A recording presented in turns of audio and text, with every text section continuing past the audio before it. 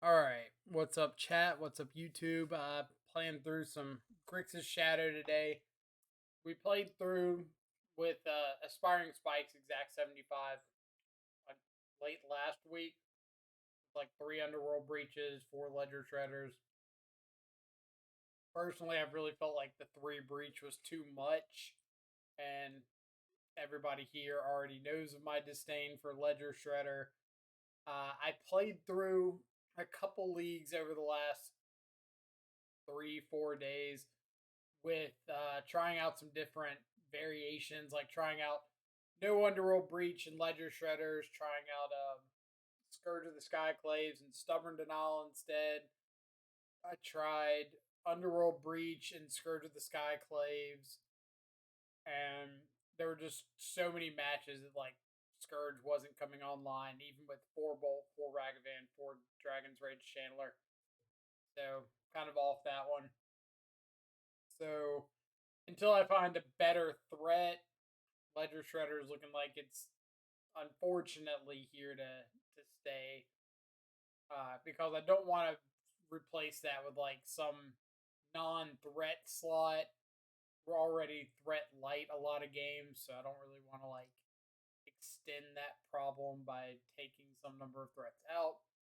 But I have replaced the 4th Ledger Shredder and the 3rd Underworld Breach with 2 copies of Spell Pierce in the main. I think it's been better and better every league I play. Like there's some number of matches that Spell Pierce is just an absolute all star. In the sideboard, there's 2 Spell Pierces. I'm pretty sure got replaced with the 2 Turoks. Or it might have been the 2 unlicensed Urses. One of the 2.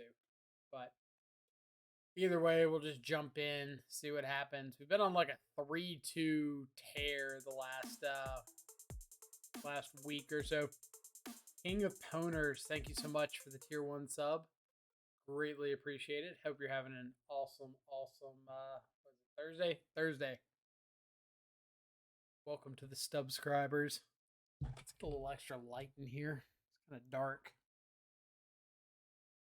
And let there be light. Like your work on Shadow? Well, I appreciate it. Means a lot.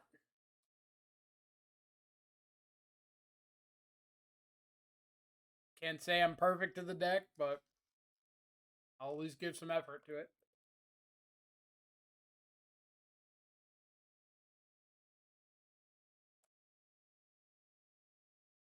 Even if I'm not like thrilled to the state of Modern right now. Not important. Making Rakdos Shadow nice. What stuck on a pry. What kind of a build are you going with? Are you going with like a old school Swift Spear Scourge build? Or are you going like a new school Ragavan Darcy Breach build? Nice. Do you have a list? I think I was watching a video on YouTube of a guy playing Zoo and played against Rakdos Shadow with Breach. But I have not personally seen any Rakdos builds with Breach. One lander double Underworld Breach. This is like a mold of 6 already. Do I think I can have a better 6 than that? I believe I can. I think I'm going to ship this. Like, 1 fetch isn't getting shadows online. No interaction for like a creature.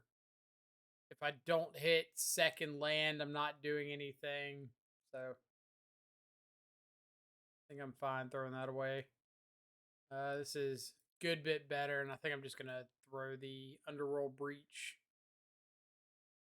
Like, it could be really good with double Dragon's Rage Channeler and Bobble. But I think I've got enough draws to, like, find a Breach.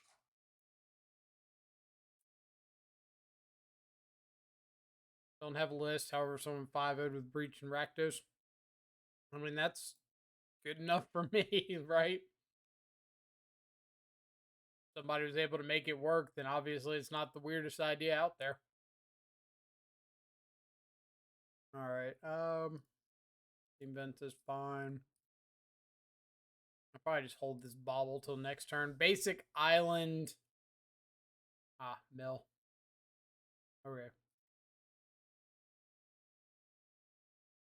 Double archive trap Visions of Beyond on turn one. That's a hell of a hello.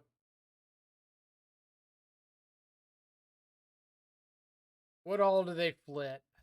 Both of my spell pierces. Two unholy heats. They hit one of the breaches.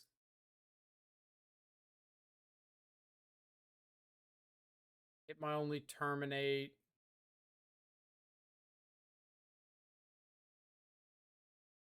Didn't hit any Ragavans. Hit both blood crypts, the second steam vents, a watery grave, the swamp, the island. So my only other fetchable in the deck is another watery grave. That is brutal. Oh, did I miss it? Oh, they hit both the water graves. They hit all of my fetchables off those two archive traps. Crypt, crypt, vents, watery grave, island, swamp. All right, let's go to game two.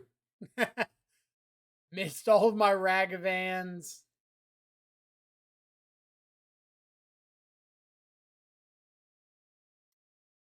Fair enough. Fair enough.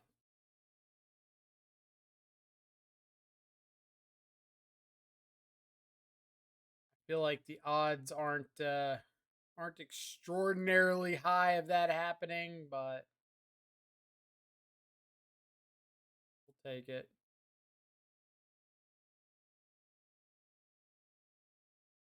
We're down a little bit on some of this stuff, like Unholy Heat not killing was it Ruin Crab, the new one, the 03? Is a pretty good reason to trim it before Lightning Bolt.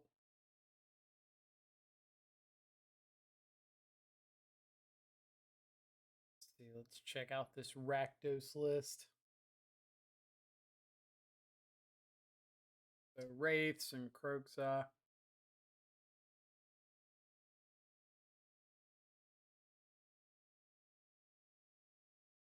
Yeah, it's just cutting like the blue counter spells, the Ledger Shredders for Scourges, the blue counter spells for like Inquisitions and Battle Rages.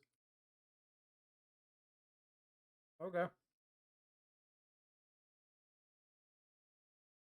I can dig it. That's a pretty good opener. Become interested in this deck now that Breach has been added. Breach has been interesting. Like,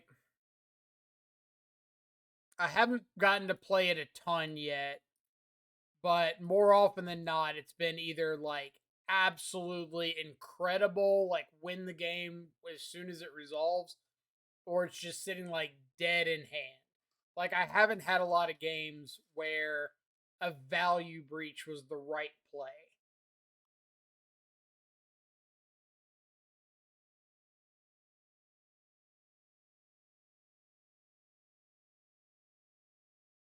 And that's kind of what I'm really interested in finding out. Like, is Breach a card that gets enough value opportunities that it's worth having in the deck? Or is it an all or nothing card?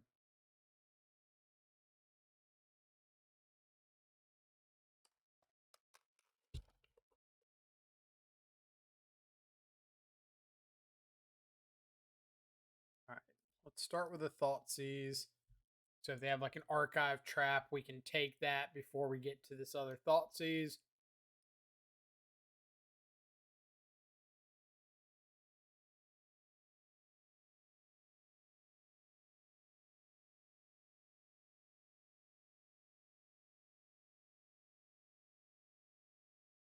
Modern staple test of talents.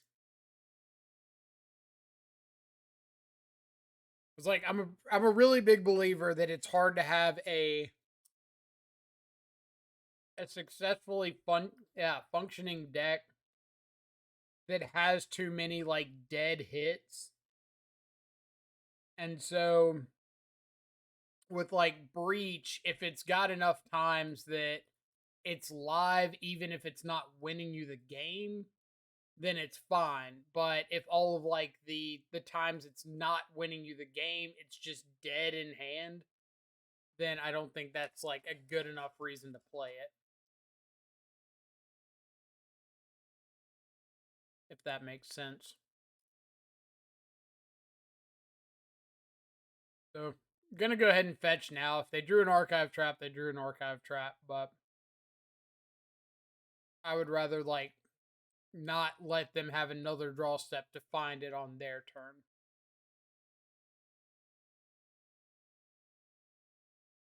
Main problem for me is that I really don't want to buy Ragavans, but I can't find a good Swift Spear build in Rakdos. So part of the problem there is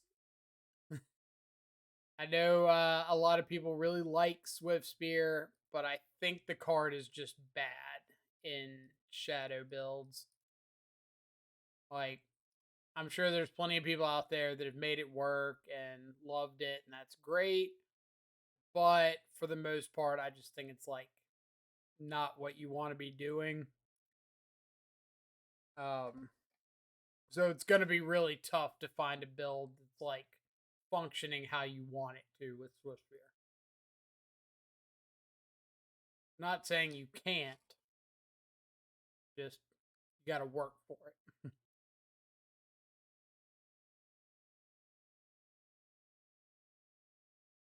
Seems like a card that only has a home and Suicide Zoo Shadow decks, which aren't great. Right, like the mutagenic, become immense, battle rage builds, stuff like that. Yeah, like it's great in those builds, but how relevant are those builds?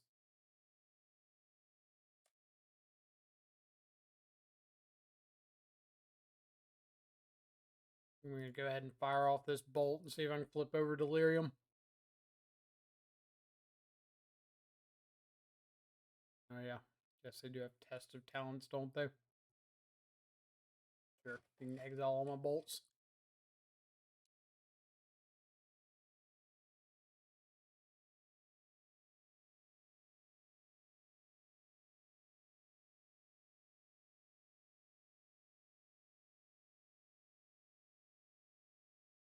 Willing to try Suicide Zoo?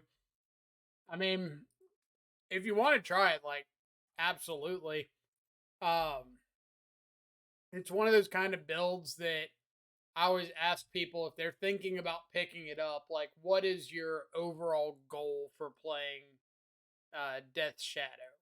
Like, is your goal to win as many games as you humanly possibly can, regardless of restriction? If the answer is yes, I would say don't play that deck.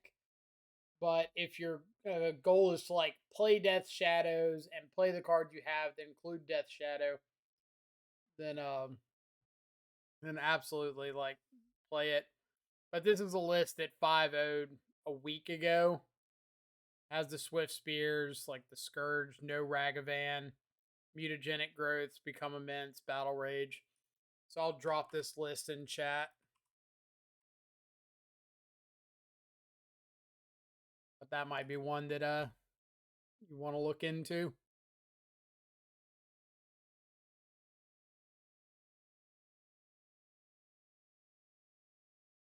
But usually like the way I try to approach people wanting to play a certain build of Shadow or something like that is I'll say whether or not I would feel comfortable spending money registering uh, the deck. And for a build with like a bunch of battle rages and become immenses, I would not spend money registering that deck for an event. So I can't go out and say like, "Oh yeah, this deck's great. I support it. You'll do fantastic." Because like I wouldn't back that up with my own money. So just keep that in mind.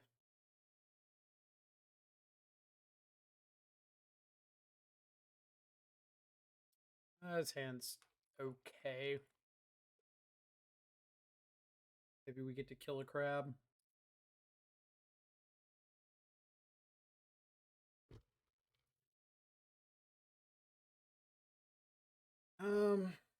Gonna go ahead and get my fetch out of the way. I don't have any way of really. I guess I could interact with an archive trap with spell pierce, but I'd rather just like get fetches out of the way. So if they didn't have the archive trap, then I'd have the fetches down.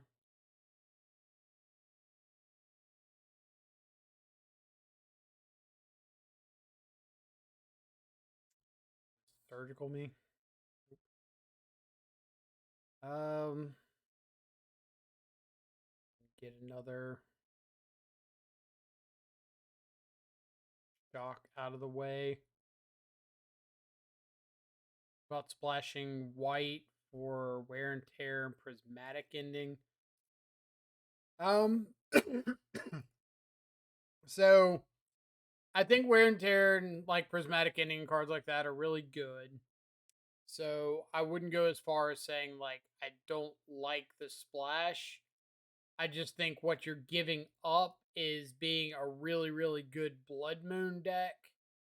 And that's going to come with like a very relevant drawback.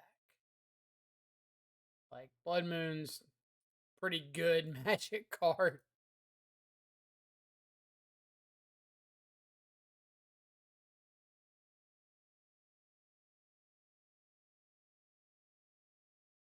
All right. So this is going to be a value breach turn.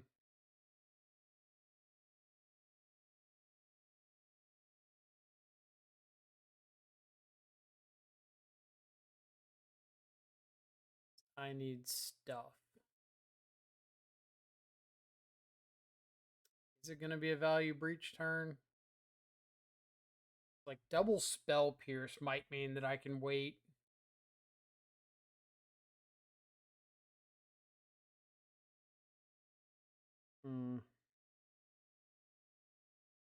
Got my island, so I do have another steam vents in the deck. Yeah, I think I'm actually going to wait until next turn to breach. I think I'm going to try to catch this archive trap end of turn here. Go to their turn, and hopefully I can snag like a 3-mana mill spell. Like a Tasha's Hideous Laughter.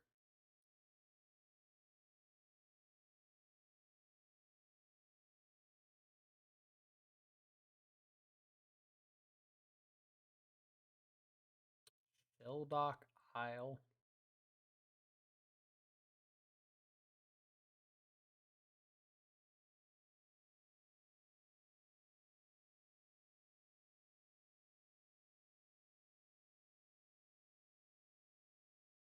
Okay. So now the goal is start with Breach. Thought Seize.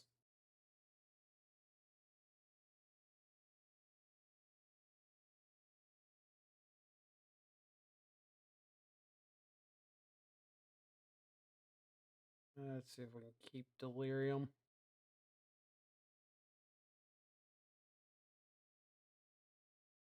Push and Drown.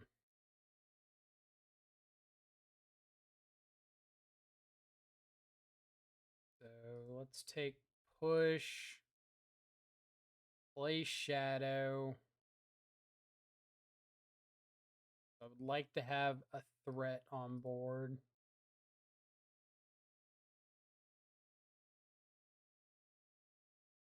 Then we're going to start bobbling from now until tomorrow.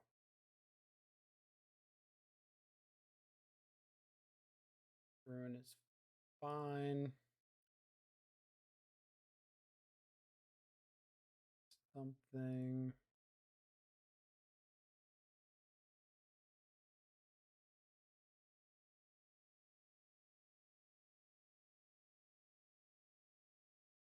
I can do this and keep Delirium pretty easy. Creature. Leave Shadow in case I find another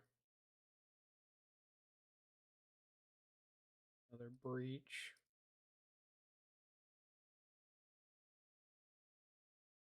Enchantment going into the yard.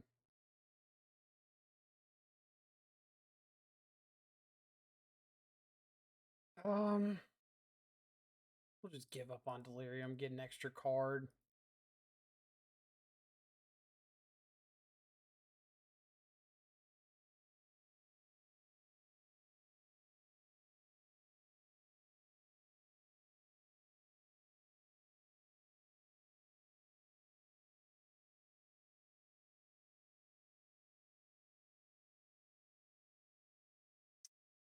Not the world's greatest value breach there, but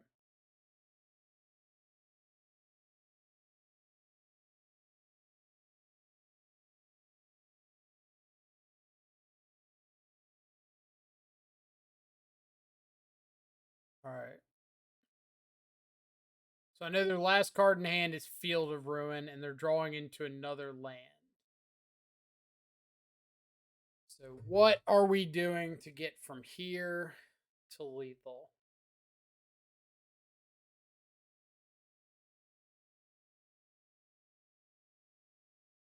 So I think we go iteration.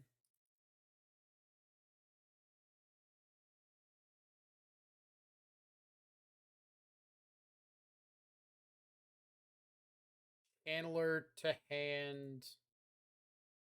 Bauble to exile. Shock in Blood Crypt is fine. And I want them to draw this land off the top. This does what? Library has 20 or fewer cards. So they would be able to play whatever shell dock or under shell dock now. So we go Channeler, Bauble. Then you say go.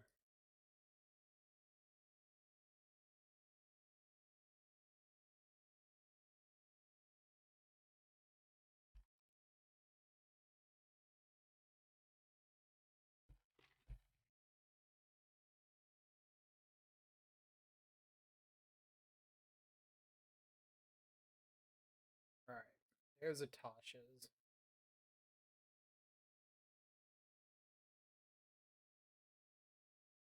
Absolutely do not want my opponent having a Tasha's Hideous Laughter.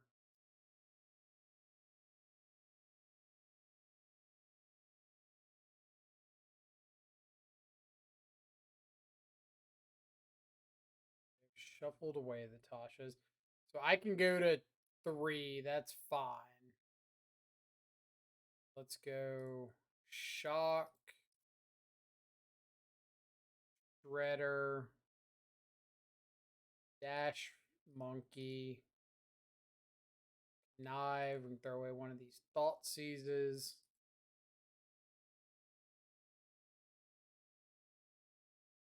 Hiya.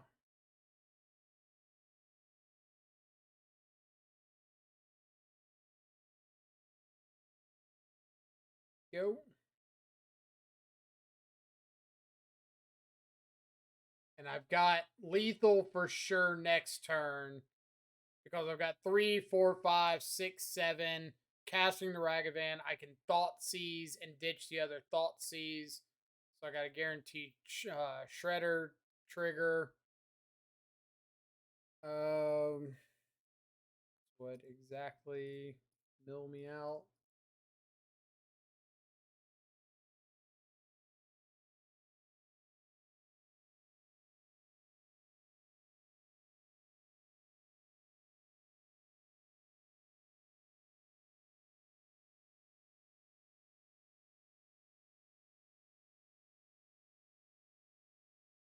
Pretty sure their last card's another fetch land. Let's go. Thoughtseize. Sure. Yep. Ragavan. We'll discard Thoughtseize.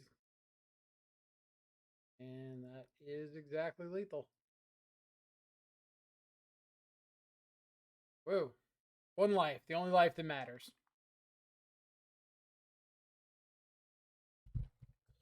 On to match 2.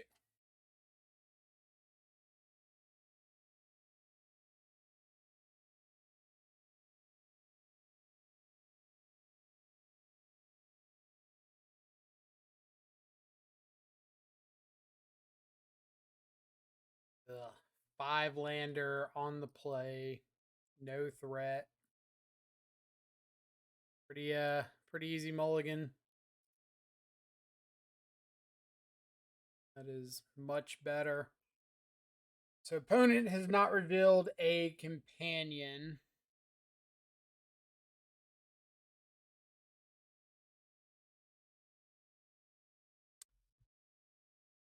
Good luck with the rest of your league. Work is calling. I appreciate it. Thanks again for swinging in.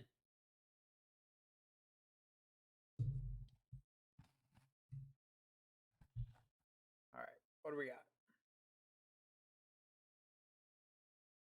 So, option number 1, throw back one of the creatures, but I really don't want to do that in case I'm against something unfair. I could throw back Drown, but like Ragavan into Thoughtseize Drown could be really, really good.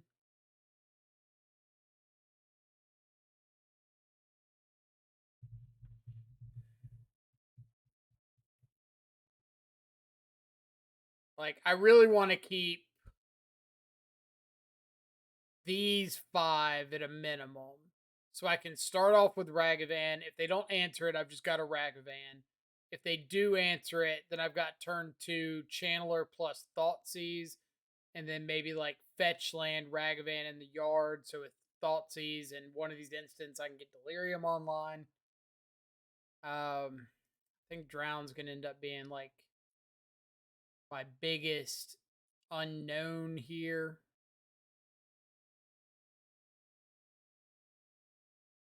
Not that I necessarily want to get rid of Drown, just it's the one that I think has the biggest variability of whether it's going to be good or not. Like if we end up being up against an Aether Vial deck, then Drown's terrible.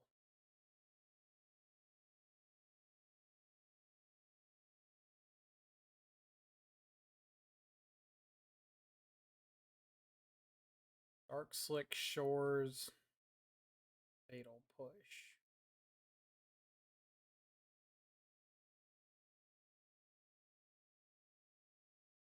Back-to-back mill. Okay.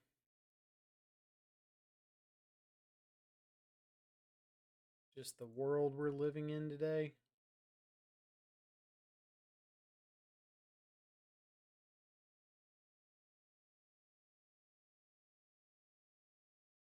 A combination I expect to see very often.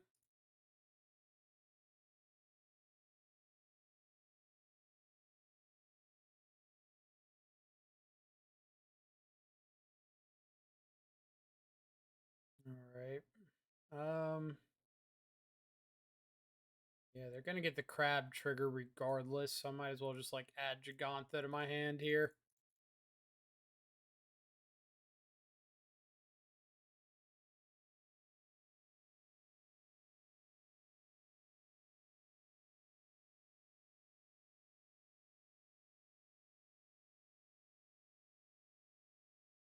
I've got one Underworld Breach.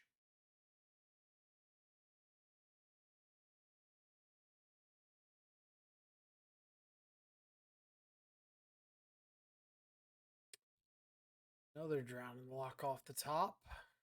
Okay.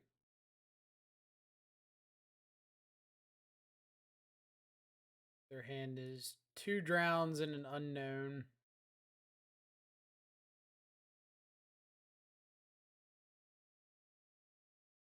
Be good if I find lands.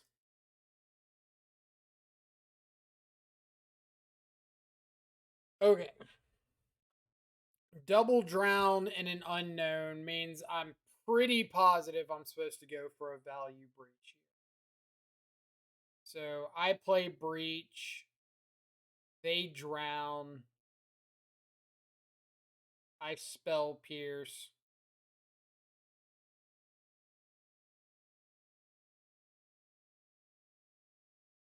And then maybe I play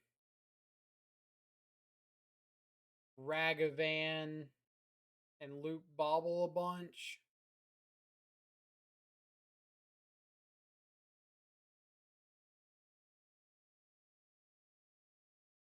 Like, I know they're going to have another drown in the lock, but I think it's better for me to put something out there that they like have to respect and go for.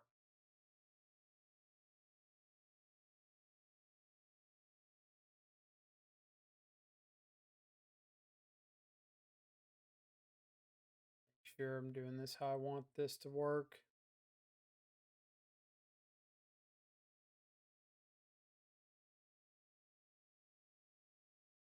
So cast breach.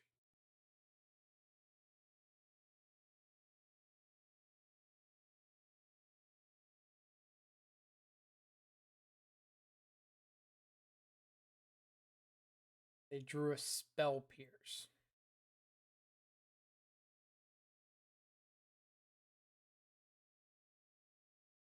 Why? Why would you spell pierce instead of drown in the lock when you know I've got like Mishra's Bauble in my graveyard right now?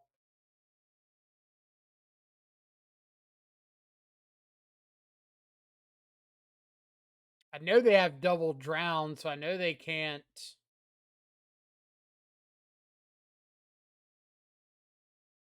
Why would you not take the guaranteed counter?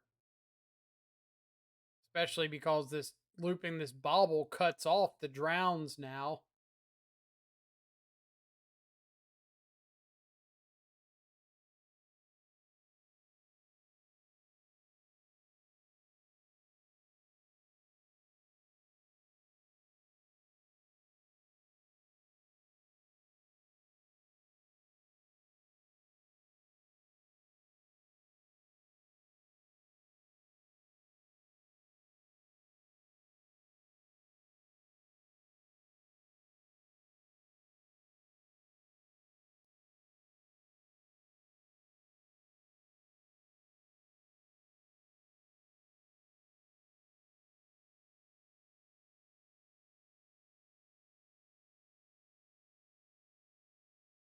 All right, how many baubles is that?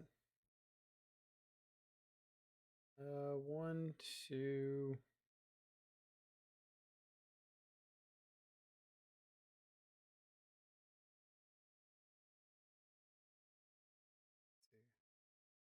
One, two, three, four, five, six.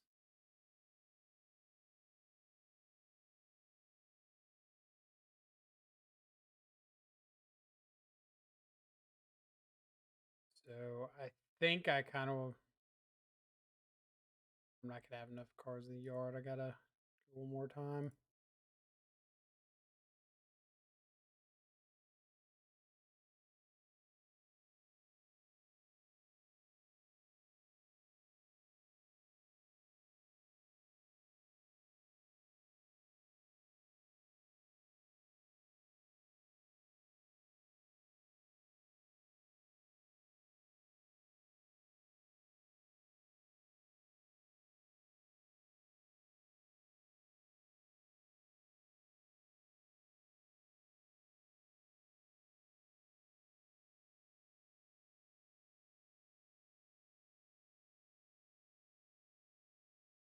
Okay.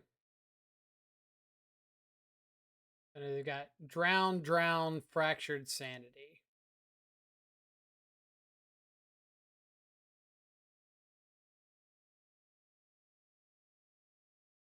Drown.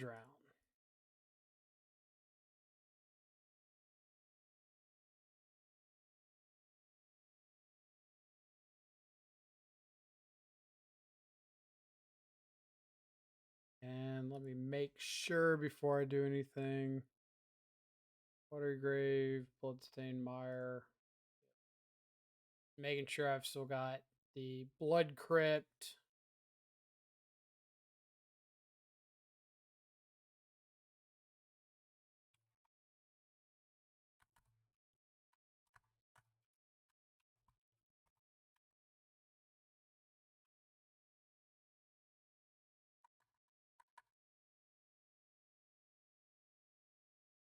And it said, oh, that's literally Pedro what my opponent was saying. Easy mill 7 for me. It's like, yeah, it could be. It's a gamble.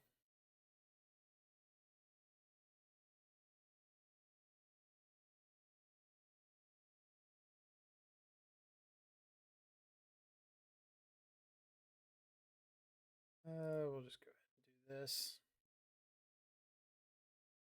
Surgical extraction. Okay. Got no spell pierces in the yard, so that's kind of a-okay with me.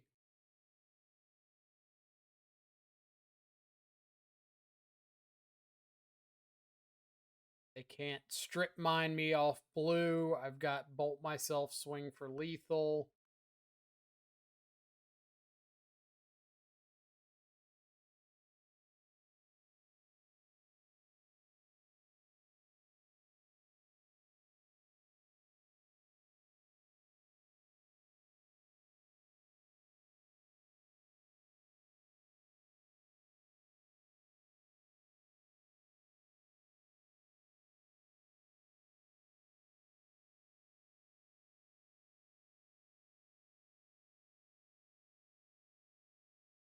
Their hand is drown, surgical. They can surgical my drowns.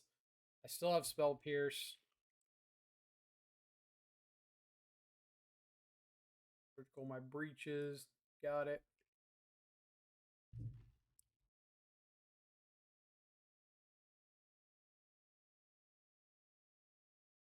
Zoom in just to see the rest of my deck.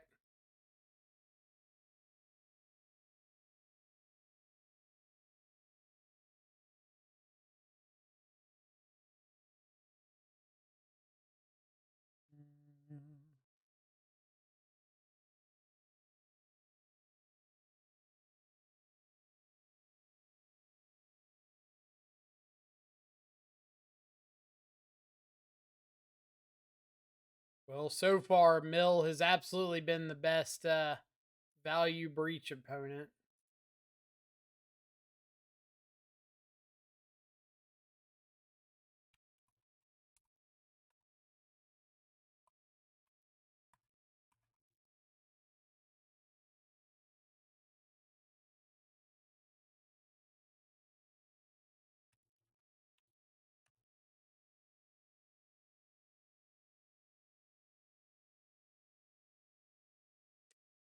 All right.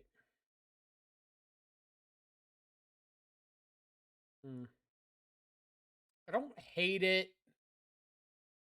Like, obviously, I need to find second land, but like any second land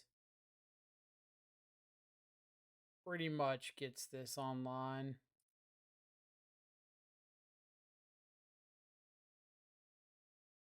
That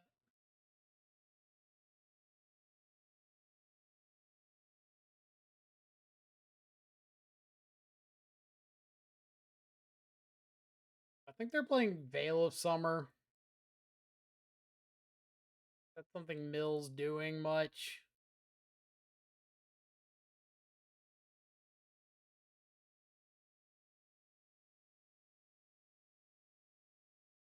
Veil of Summer or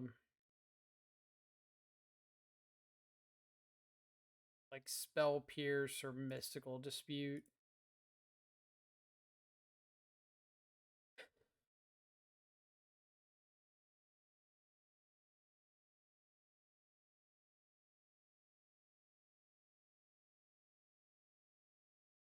Was in fact Veil Summer. Got no black source right now. It's kind of funny.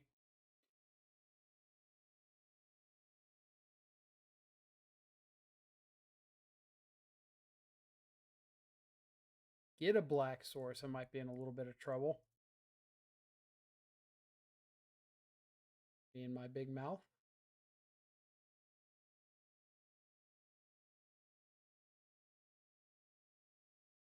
Michael, all you got to do is not say anything.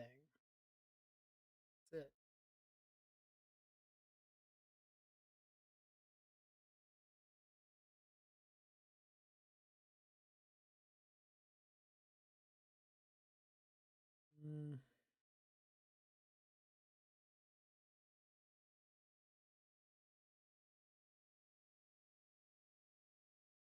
What removal spell is this going to eat?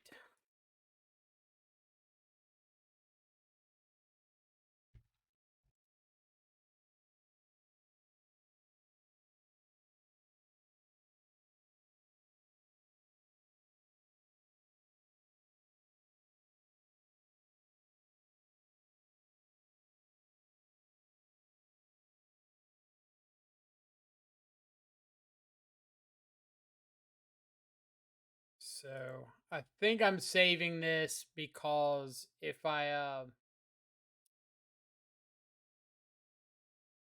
don't use the Spell Pierce here and they hit a land, I'm not going to be able to use it on the Fatal Push anyway.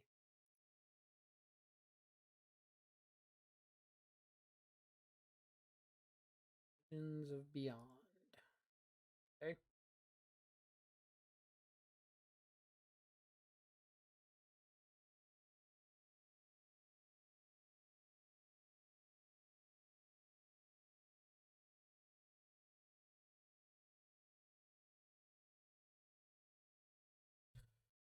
All right.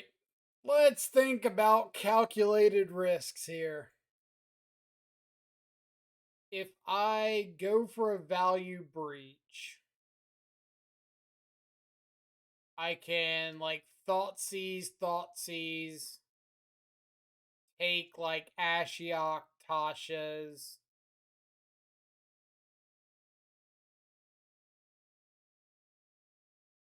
which is okay. Could Thoughtseize Shadow, take Tasha's, get down Shadow, which is pretty good. I think that's what I want to do. I think I want to breach, Thoughtseize at Tasha's, get down Shadow.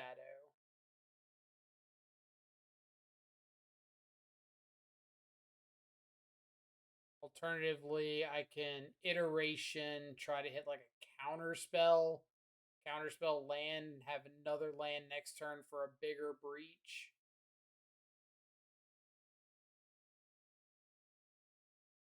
But I think I'm kind of okay with this.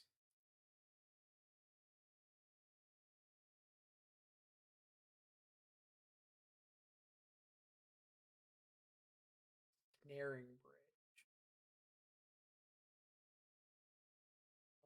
I guess we're taking that.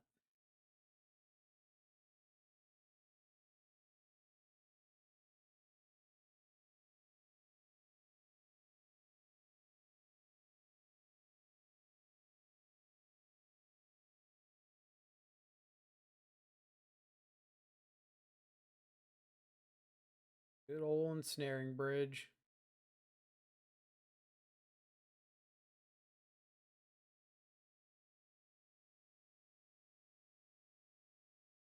I always think it's funny because, like, I tell people constantly to respect Ensnaring Bridge out of like mill and burn and stuff. Because they'll hit you with it, and you're just like, wasn't expecting it. Should have been.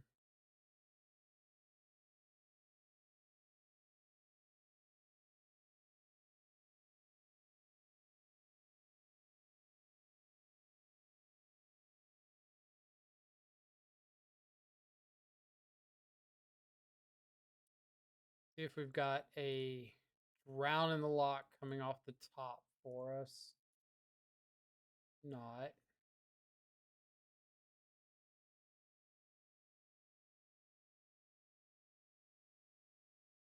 I think I'm gonna be dead to this Tasha's. But we'll try to get an extra draw just in case. I do still, or no, I don't have any more spell pierces. Yeah, pretty positive we're just dead to this Tasha's.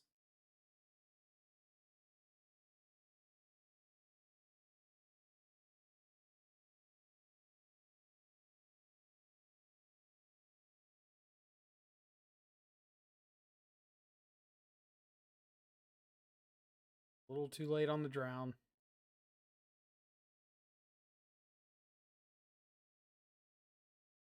Snaring bridge.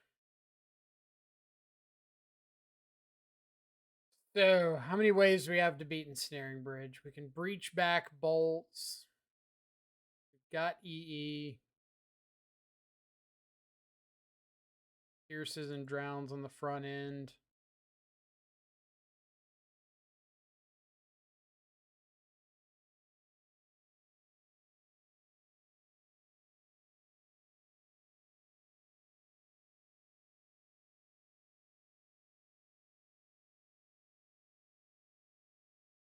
All right.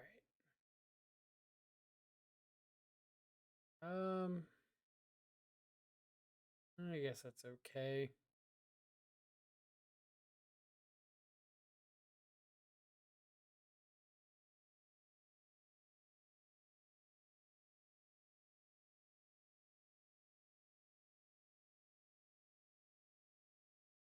Double pierce.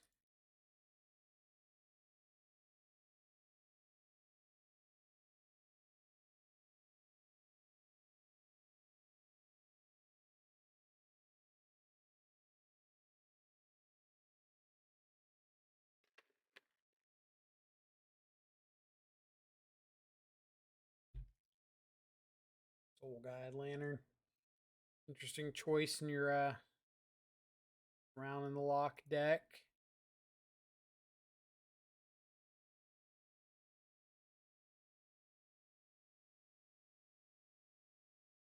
Like I get it, but I'm not just like thrilled with it.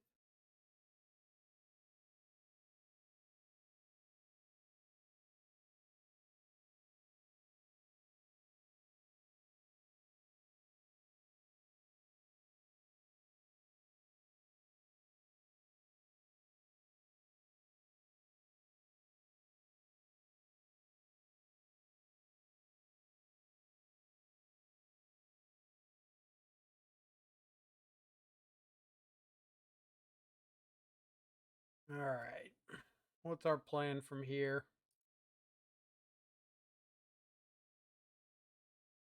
Outside of like find shadows.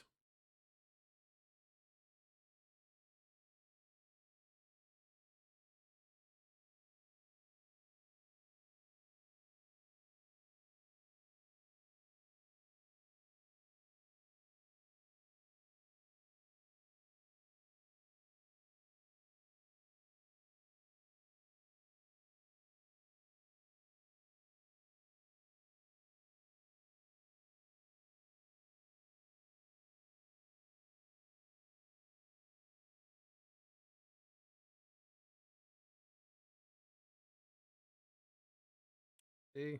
Easy as that.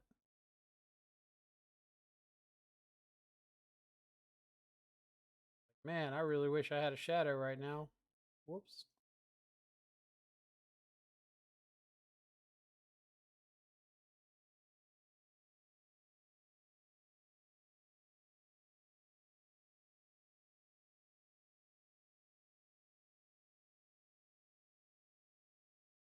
Okay.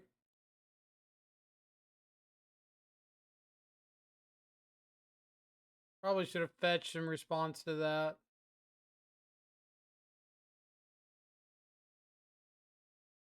Don't think it's a huge deal, but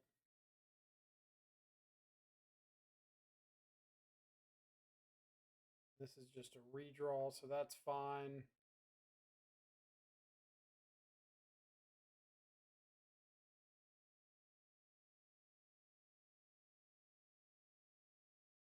Oro.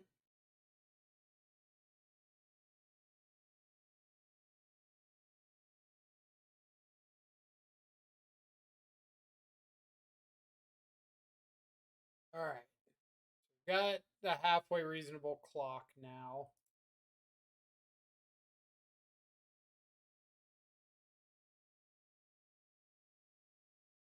Down in the lock. I know they have a spell pierce. Do I think that they've got a spell pierce plus a veil of summer?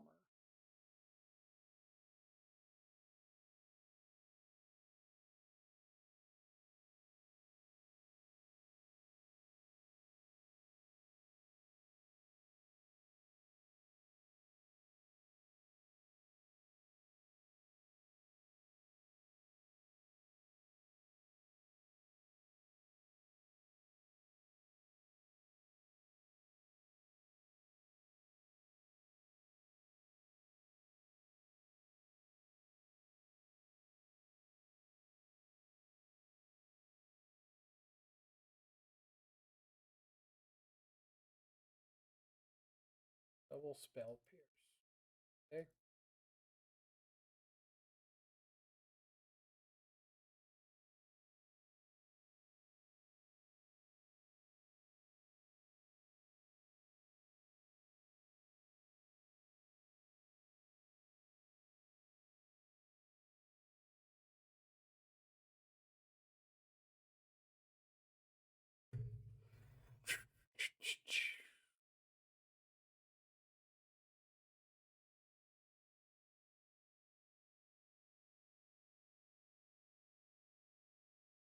Golden snaring bridge.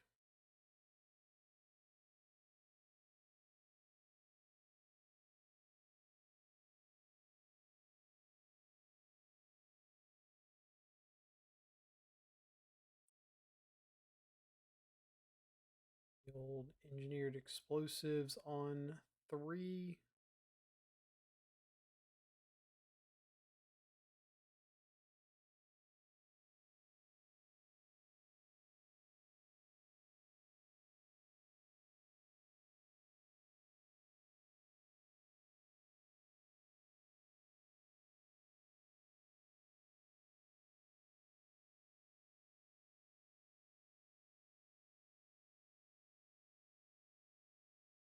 All right.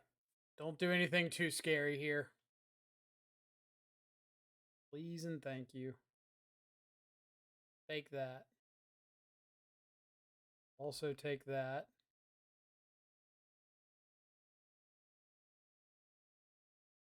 A little scary. Minor amounts of fear.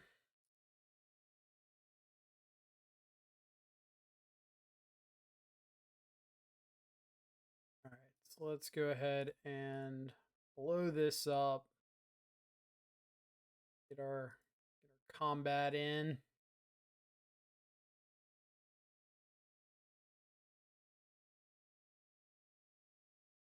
There you go.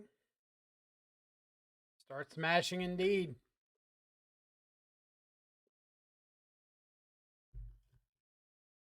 We came here for one reason, and it's to hit people with Dragon's Rage channelers.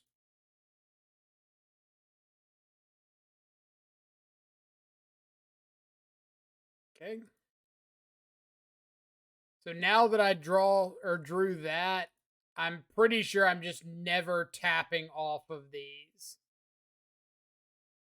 Like, you get to see what, 4 cards total. These 2, this one you draw this card or this turn, and then the card next turn. And in those 4 cards, you have to fight through triple counterspell. So that one being dead should mean we've got enough to fight through everything else.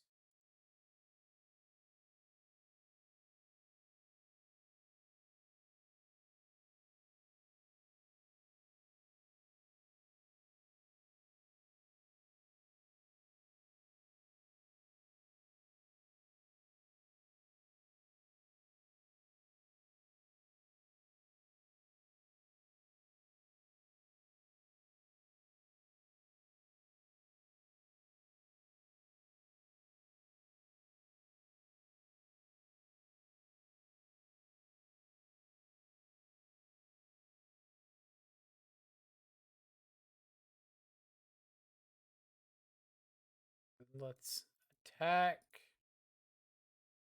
It's got no cards in hand, so we can just go Underworld Breach and cast lightning bolt.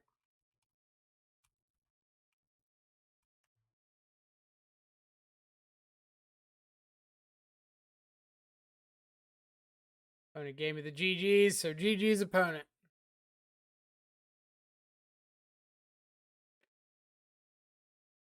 Another Breach plus Bolt win. Technically, I don't think we needed the Breach plus Bolt part, but you are technically correct.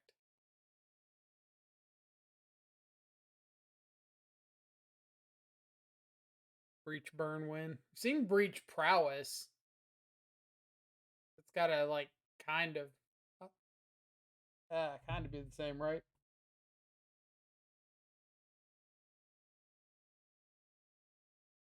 Venser 24.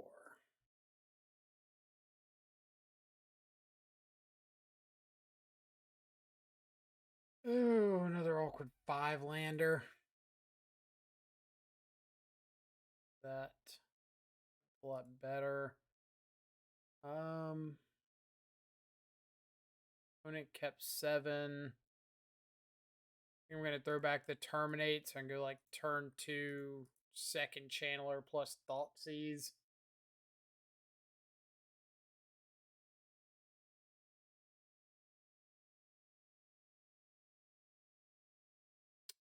Slightly regret decisions. Underworld Breach.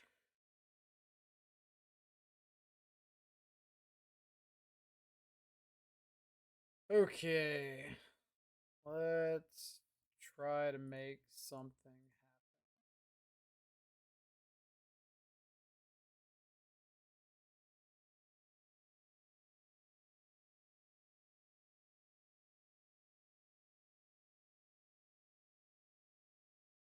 Am I aggressively blocking with this channeler?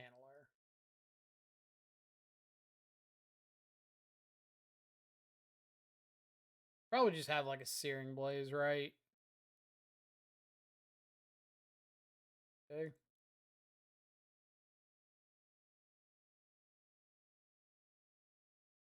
This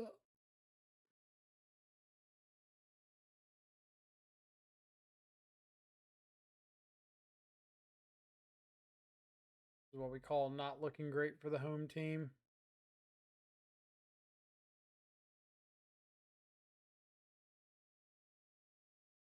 Too far behind with no removal spells. If we had a removal spell, maybe we try to fight that out, but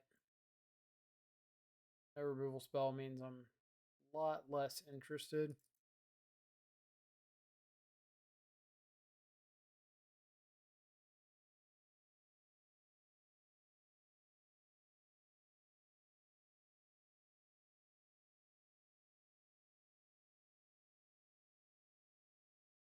Something like that. Bring in the EEs, help fight over a Sanctifier on Vec. The rare Roiling Vortex and Snaring Bridge, something like that. Heavy creature start. Poured out a couple Thoughtseizes, couple Expressive Iterations, and Underworld Breach because they're really, really slow and you really don't have time to set up. The other Turok is a consideration.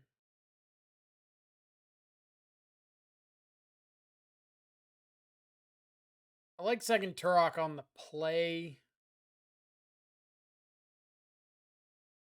Maybe over like the other Underworld Breach. And we'll just keep a Breach in and see what happens.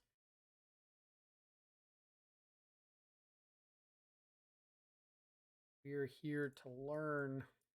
And learn we shall. So one thing to note is in this list, I did cut the basic mountain for basic island.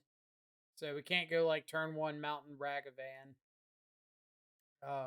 Most of the reason there is I do not like not having the basic island. Like I think it is incredibly good and it allows you to do things like get Blood Crypt basic island for Expressive Iteration and Drown in the Lock, where you cannot go Watery Grave, Basic Mountain, and cast Drown in the Lock. And since we're not running Kroxa, I don't think that the extra non-blue or the extra non-red black matters.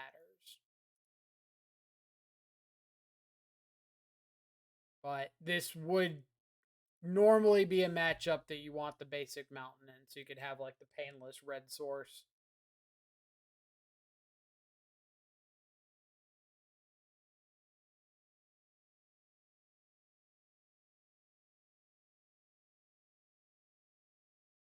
Getting swifty.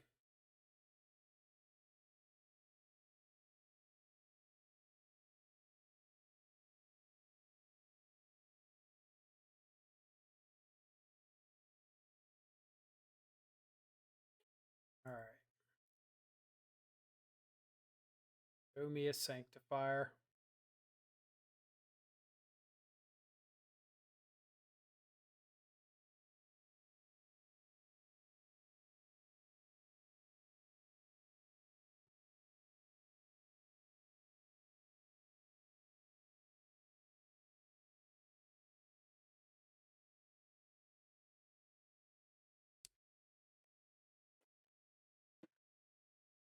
That breach burn that my opponent's on?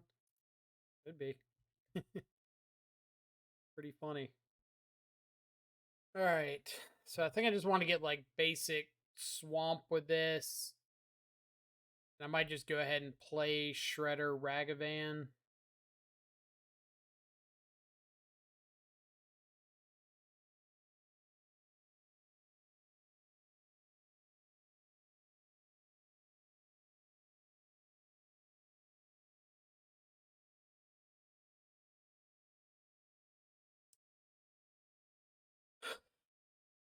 I think I just throw away the Turok.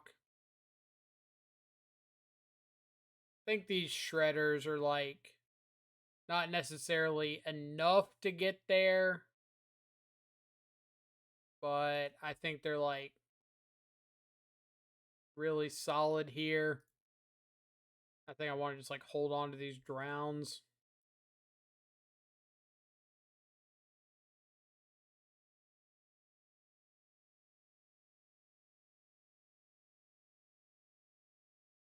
Helix my face. Okay.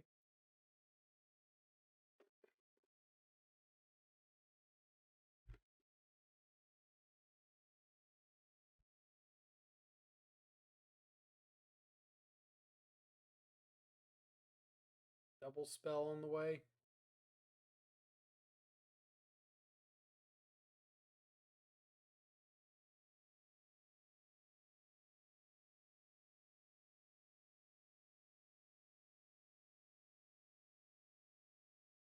Not bad.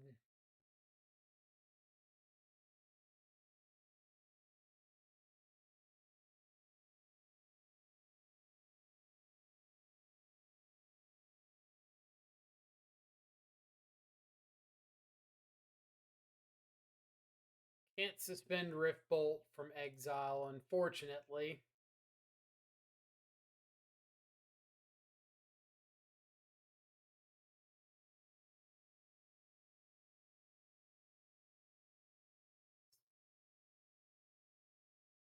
Charm.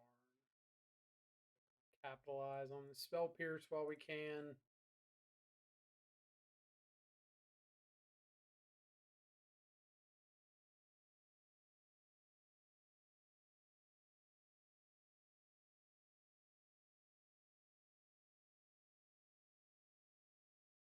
We can hit that elusive burn spell. A lightning bolt off the top of their library.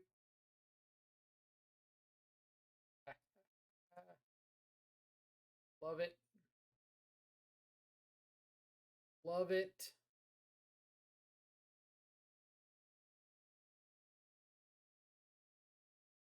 Got it. And let's hope they can't find 12 points of burn through a Drown in the Lock.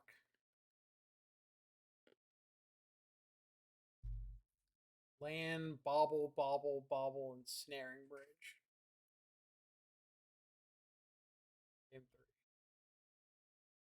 All right. Did we see anything game two that makes me change up my sideboarding? Saw two goblin guides, charm, bolt.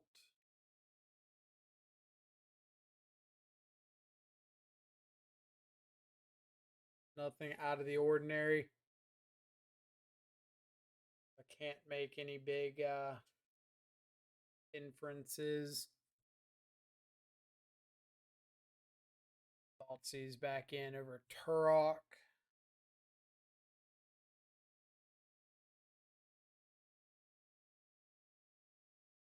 Just go like this. See what happens.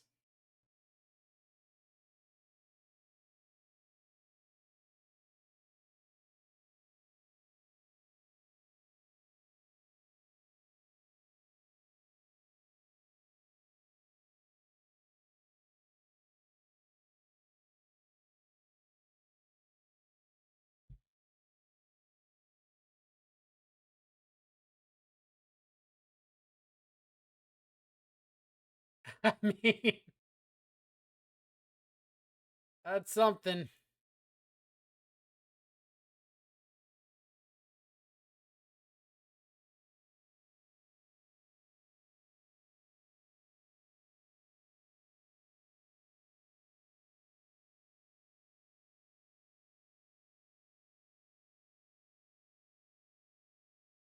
I'm not opposed to getting a watery grave here, like depending on what happens.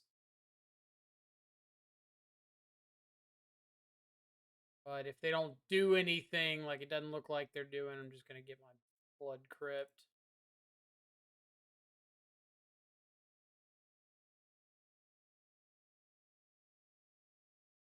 Play out our shredder, say go.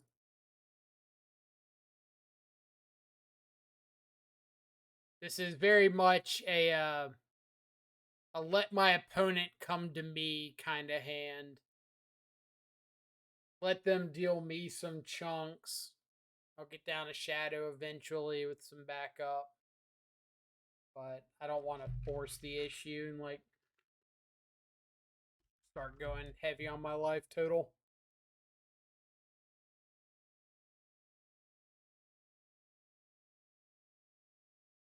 Yep.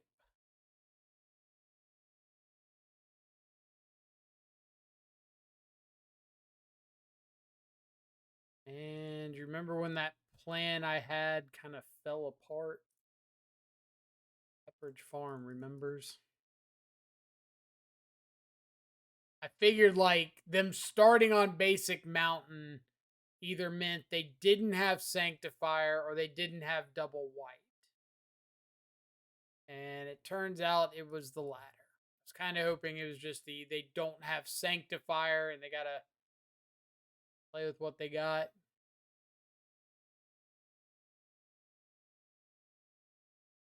So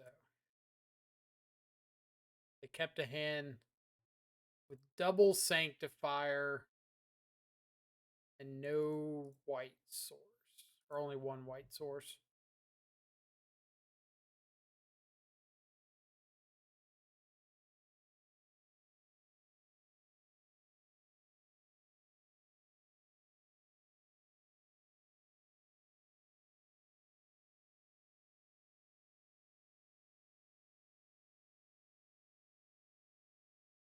I don't know if that's right. Like, assuming they have two lands, Mountain, Sacred Foundry, something like that, and double Sanctifier, like, are you really keeping that hand with two cards that you can't cast in the hopes that you find another land to be able to cast them?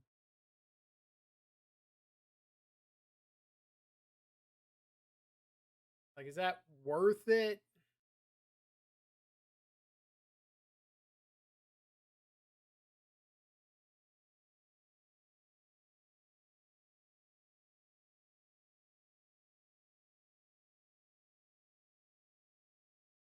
Maybe it is. Not sure.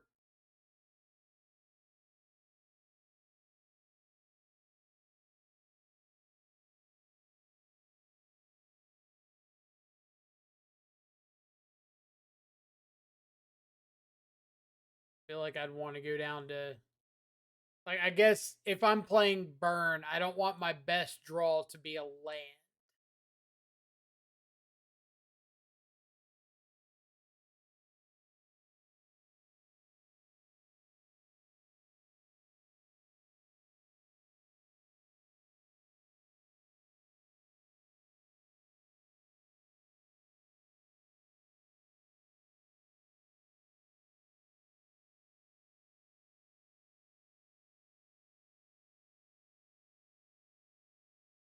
But I guess if they decide that Sanctifier on Vec is like a good enough card, and like if they have this, they just win, then maybe it's fine. But no, they wouldn't have had. Did they start off Mountain into Sacred Foundry, or did they start off? Um, let's see. Game 3,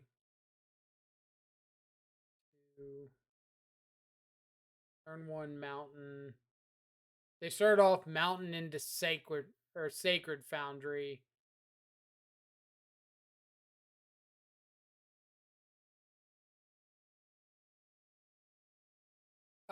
If they didn't have the Boros Charm, then I bolt end of turn there. Put them down to 13, and I'm attacking for lethal. But what was their opening hand? Because they played turn 1 Mountain Go, turn 2 Sacred Foundry. So either they had Sanctifiers in hand, didn't have the white source, and started off on Mountain instead of Sacred Foundry, or they didn't have the Sanctifiers, they had the white sources and drew into multiple Sanctifiers.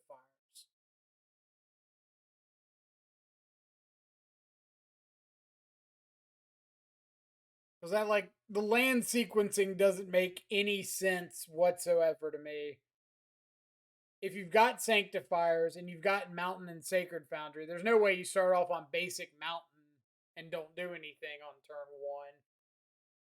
But then if you have the Sanctifiers, the basic Mountain, and no white source, then there's no way you keep that hand right. If your only mana is basic Mountain and you've got multiple Sanctifier on Vex in hand. But then if you have the white sources, the Sacred Foundry, the Sunbaked Canyon, and you don't have the Sanctifiers, then why lead on Mountain over Sacred Foundry? And then if they just drew into multiple Sanctifiers, like, there's not much I can do about that. But I don't know. That's just like a really, really weird sequencing there.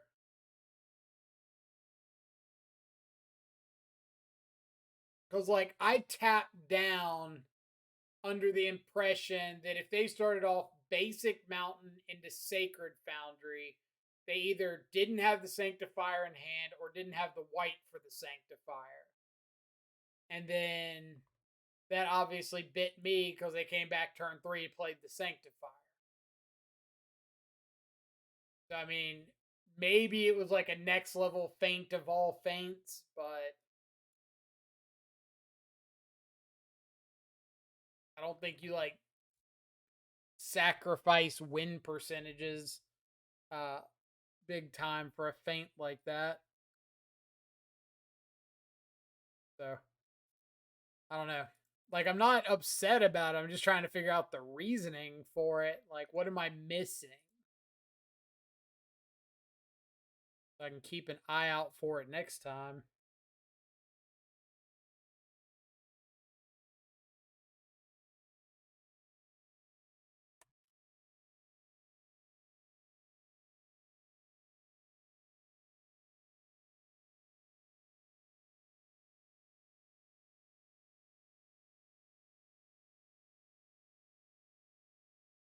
ending.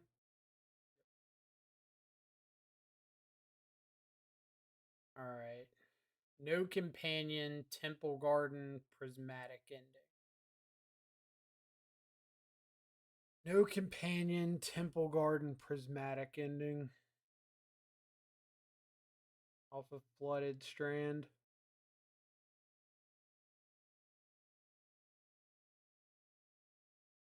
Like, I guess it could be some kind of blue-white control.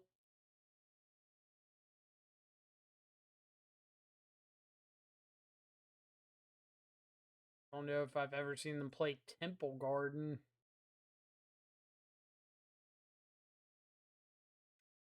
Temple Garden, Exile Expressive iteration. Well, I'm lost. I mean, I guess it's just like a 4-color Omnath pile, right?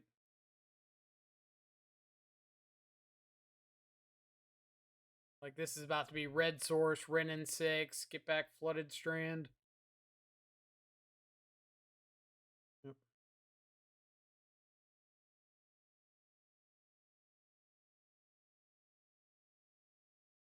The world is slowly making sense now.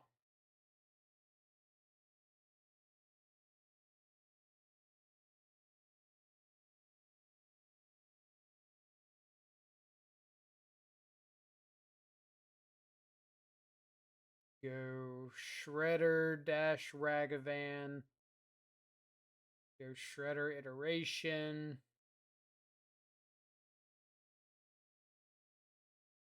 Guess I'm kind of okay with Shredder dash Ragavan.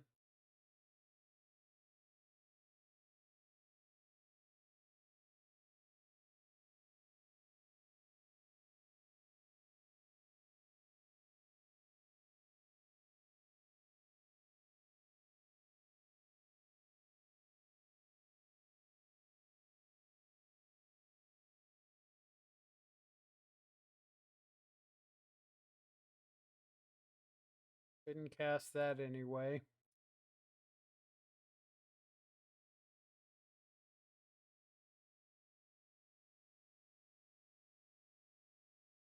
Oh, me the Teferi.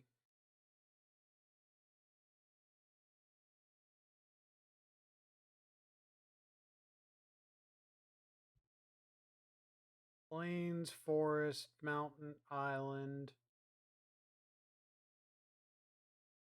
So they can neither prismatic ending nor leyline binding the shredder.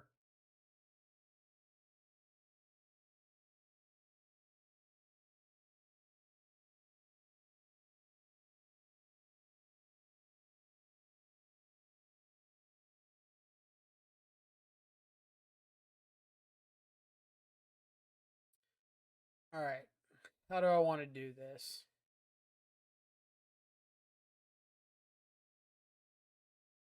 I could go Channeler plus iteration. Get a connive trigger. I really want to cast this iteration.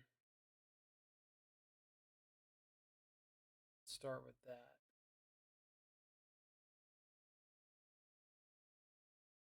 One is excellent. Thoughtseize is good.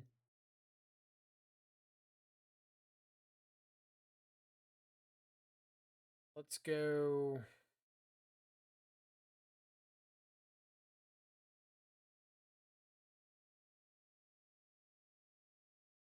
Thoughtseize to hand. Delta to exile.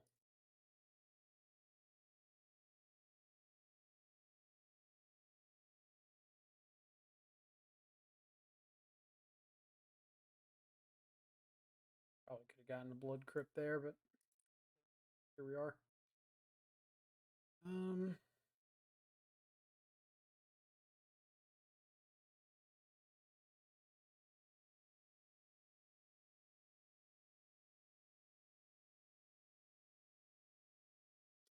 Ending Omnath, bring to light. So we'll just take the prismatic ending.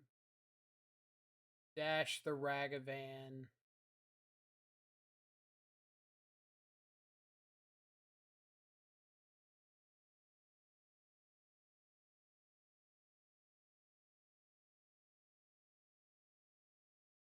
Take the pending, dash the Ragavan.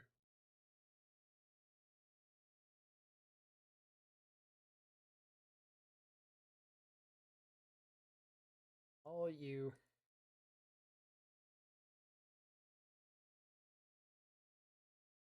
Them down to 4. They play Omnath. All right. Yeah, if they play Omnath, I could just like cast Ragavan, drown, counter my own Ragavan, connive, throw away Unholy Heat. They don't have another white card to pitch to Solitude, so they'd have to like top deck Solitude if they're even playing Solitude. But if it's Bring to Light, Scapeshift, then I don't think they're running Solitude. I could also like drown to blow up my own Ragavan and Unholy Heat the Omnath because I'd get instant in my yard off the drown. And blah blah blah blah blah. Had some answers, options, I should say.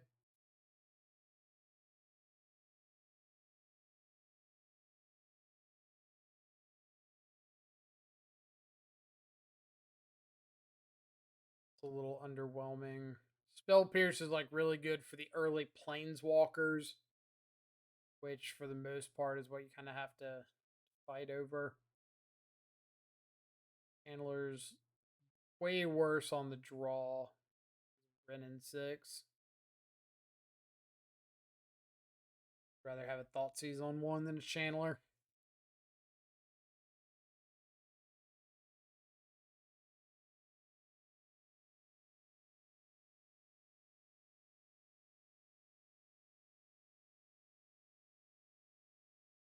I'm not thrilled by it, but opponent mulliganed. I'm on the draw. Any second land in this hand is like great. I've got my turn 1 Thoughtseize.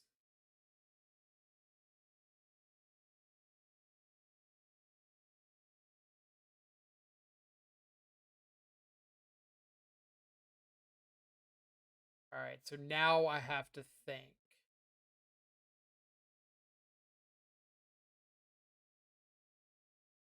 I think I'm just Watery Grave pass. And hold up Spell Pierce for a Ren and 6 here. My thought is if I go Thoughtseize and they have Veil of Summer, that's pretty rough for me because then they just get to like land a turn 2 Ren and 6 unimpeded. If they go for Ren and 6 and I've got Spell Pierce, if they do nothing like this, I get to go to my turn and initiate the fight now.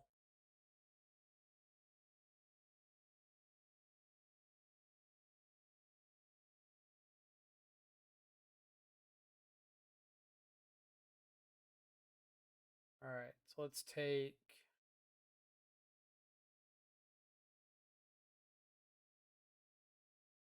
I want to just take Leyline Binding. No, I don't really care if they like answer this first Ragavan. I'm just gonna take Iteration.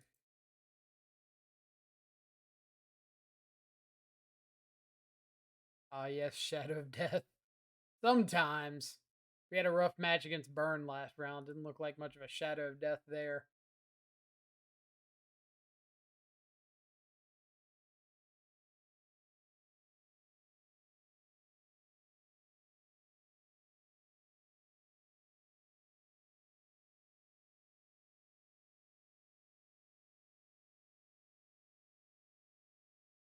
One more land.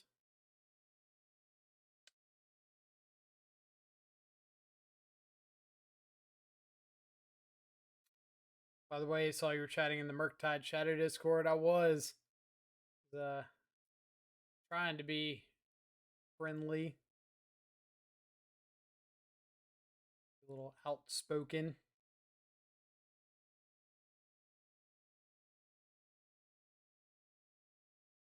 Like that Discord, I like probably 85% of the people that chat in there, but there's like a 15% that are really, really loud and really, really like in your face about their opinions. And that part I'm like less excited about. How's an understatement, right?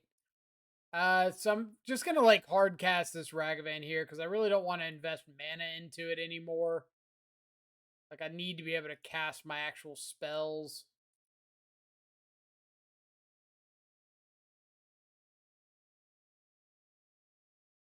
Like I'm a really big stickler for the idea that we don't know everything. Like nobody out there has got the perfect build or perfect configuration, reasoning, whatever. Um, so I never like pretending like we do. And so every opportunity is just like a chance to learn something. And I feel like a lot of people don't go along with that. They kind of say, like, oh, no, this is right, period.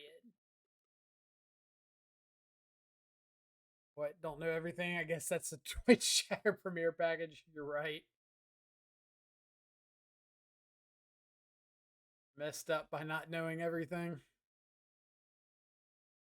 All right. Opponent, I know you've got Bring to Light. Please don't have anything else because I need this to work.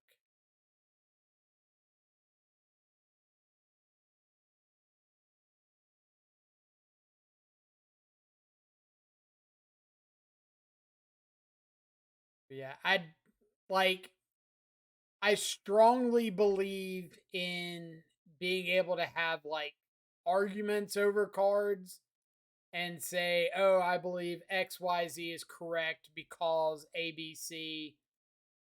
And I am completely fine with getting like opposed on my viewpoints. I'm going to fight with my viewpoints. We're going to have an open discussion.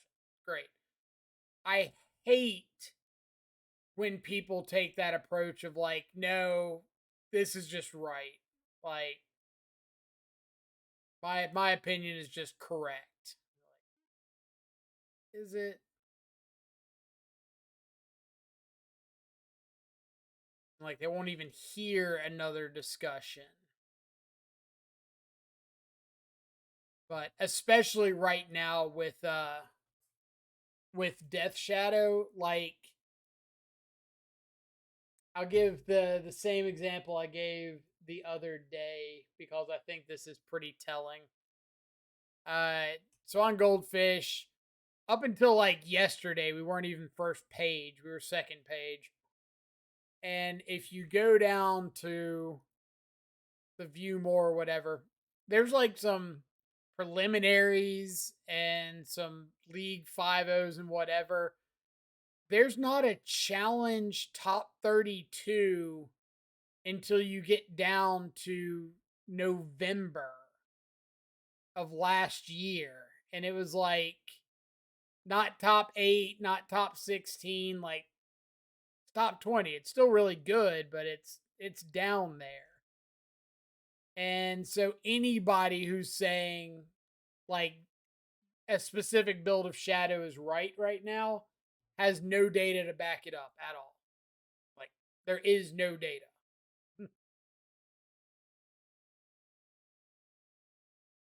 Wonder how their Hall of Fame ring holds up. My God, did we exile a Valakut after they've got 2 Valakuts? Valakut, the Molten Pinnacle, now produces whatever color you want it to produce. Merry Christmas. The copium analysis it really is. Like I'm great with people having opinions. Opinions are fantastic. But opinions that don't have like any supporting data or arguments, that's where it gets a little dicey.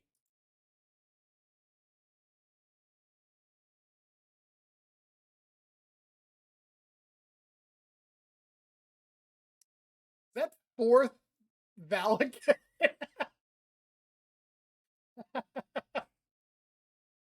Oh man, that's too many Valakits.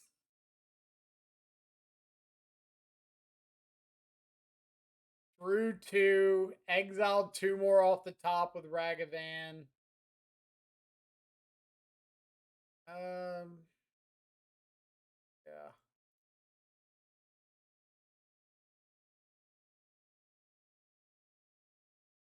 Not gonna lie, I tried the Grixis Breach deck and my league results were 2 and 13.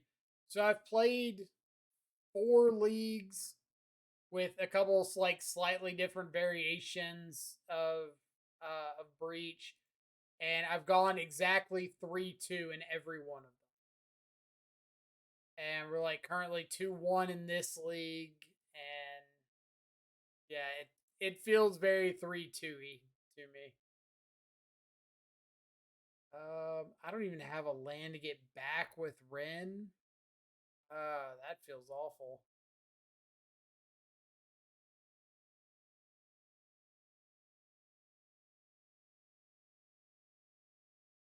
I really want this Ren in case I do find a land.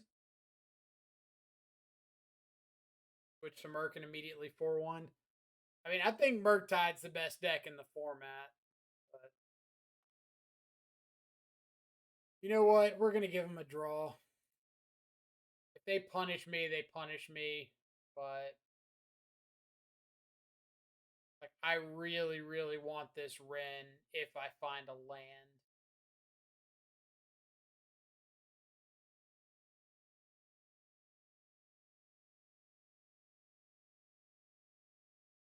And I have to assume their deck's like 50% to hit a land, right?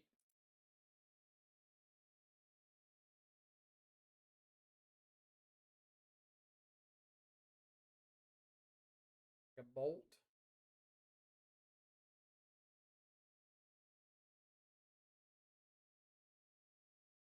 Let's see.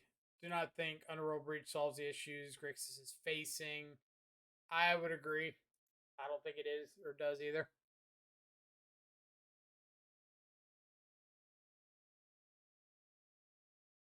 We've got a couple Velikit triggers here.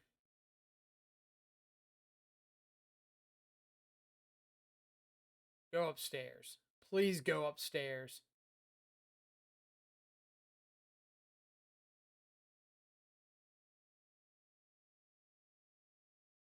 Dang. Worth a try. But yeah, like I think the biggest issue to me plaguing the current Grixis builds is not having any sort of a reliable clock. And I don't think that Underworld Breach solves that.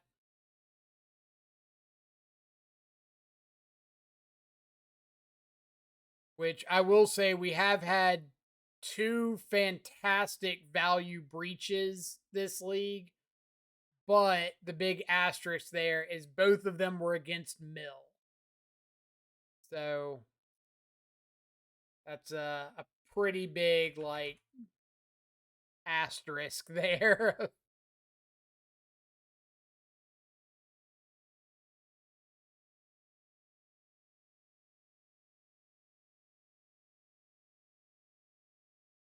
Okay. Land. Land.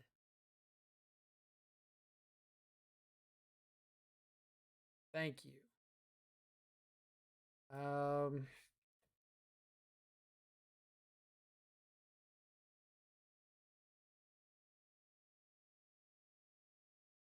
all right, what does my clock look like? If I play Shadow here, dash Ragavan next turn is 5, ping with Ren is 6.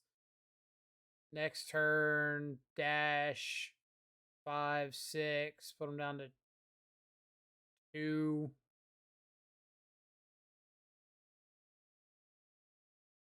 Probably better to just keep ticking up Ren. Pick up Ren, play Shadow in case I draw a fetch land that's most damage. but I'm not tapping off these Drowning Locks again. Well, like the big question I've been trying to solve, and what I was typing in like the Discord the other day is everybody's like hyped up on Underworld Breach right now, which is great. But if we're like hyped up on Breach as another like late game value piece or like late game, if we're hyped up on it as another value piece, then I don't think it's solving any problem that we have. If we're hyped about it as a win condition, then maybe it's good enough. But I don't know. Like I haven't played with the card enough to know which way it falls, and I don't think we have enough data to say which way it falls.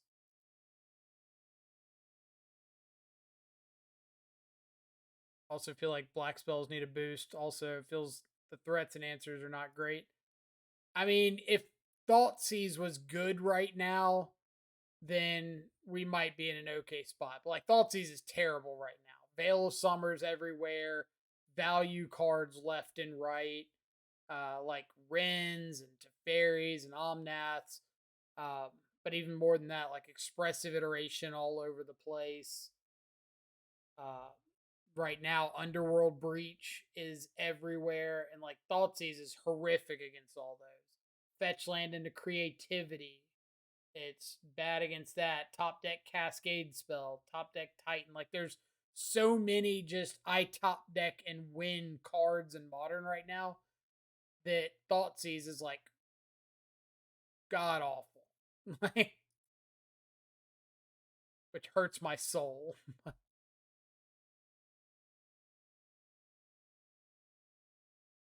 Breach is gonna get sacked soon. Expressive iteration needs to go. There's a bunch of cards that I think should be on the watch list, but I don't think like there's no answer that makes everybody happy, and regardless of what does or doesn't get hit, we're gonna have some controversy.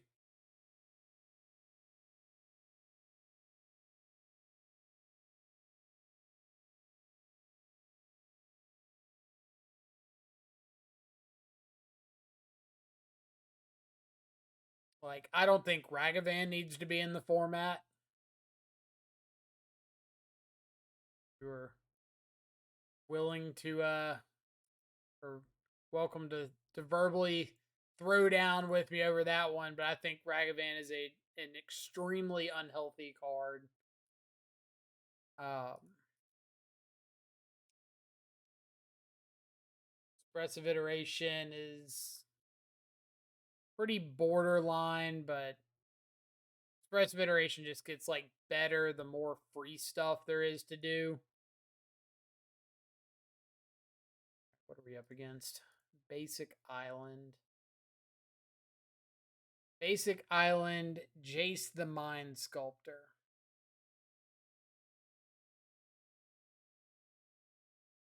I don't have the slightest clue what modern deck plays Basic Island, Jace the Mind Sculptor.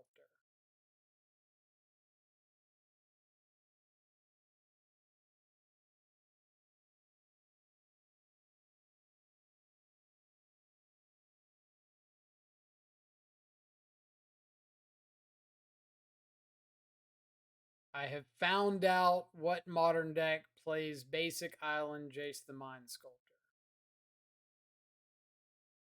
Problem is solved.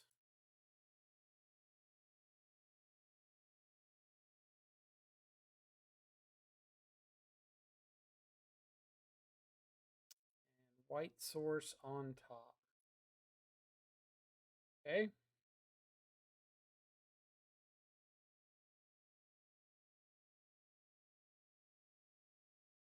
Land is good.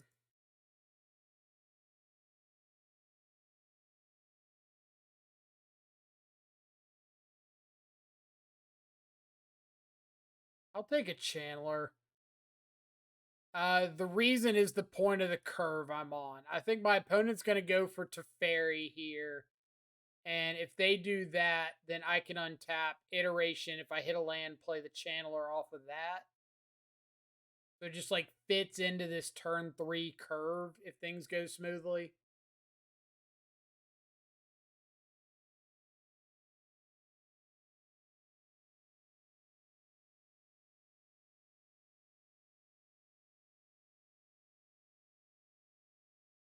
Would have also kept it if it were like Thoughtseize or Shadow.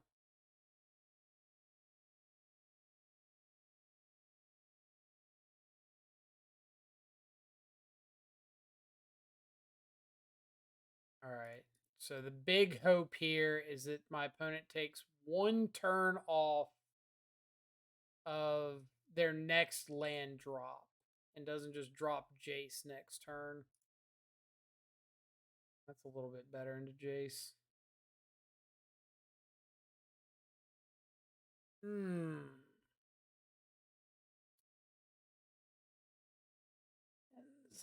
Lands, where you at?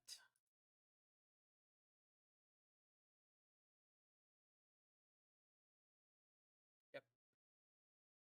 Deserved that.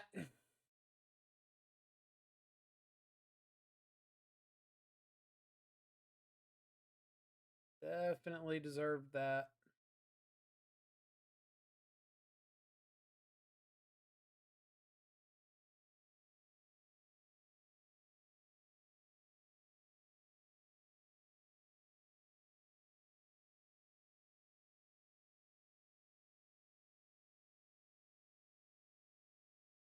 Okay. Well, that'll at least take care of the Jace.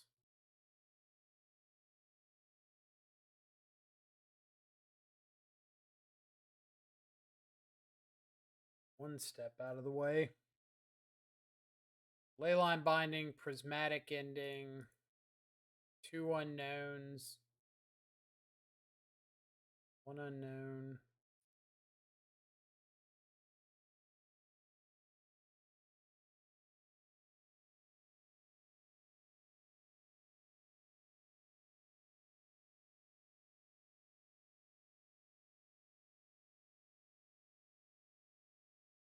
Go Shredder plus Shadow. Get the Connive trigger. Get Vanilla Creature, quote, Vanilla Creature out of the way.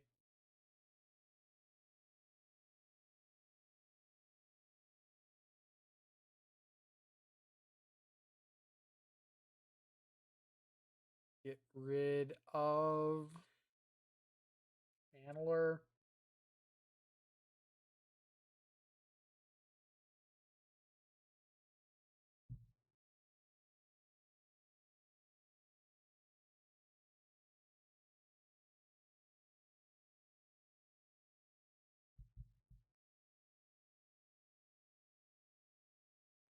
Shredder, you got it.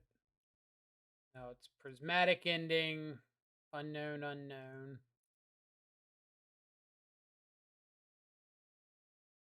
Unknown, unknown. So 2 unknowns, and they're not adding Kahira to hand.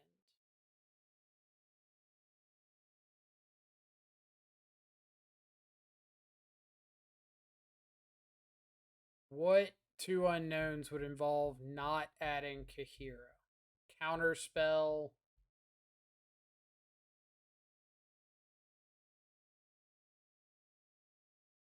Charm is fine. I should have said like counterspell or counterspell adjacent. All right, so if they add Kahira to their hand this turn, I'm going for a value breach. If they don't add Kahira, then I'm just going Ledger Shredder.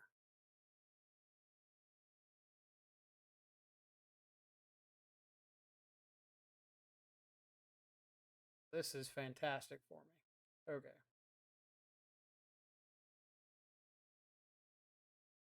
Let's go Blood Crypt, Bolt the Kahira.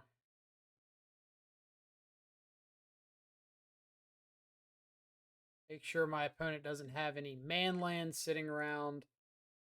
Now, do I want to go Breach, Thoughtseize, Shadow from hand, and just play a bunch of baubles? I'm okay with that. Thoughtseize from hand, or Thoughtseize from the yard. You. Nice. Shadow. Bubble from the yard.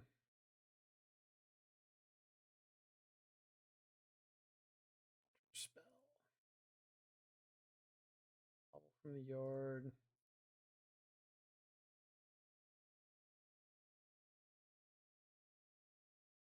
See, this is the part of Bobble that, or of Breach, that I'm not sure about. Like, yes, Breach looks fantastic right here. I don't know if I would have won this game anyway if I didn't have Breach. Because, like, if I don't have Breach here, I'm still just playing a 9/9 Shadow or a 7/7 Shadow for my hand, thought seizing up to a 9/9, or not thought seize. So still playing a 7/7 Shadow, still holding up Drown in the Loch.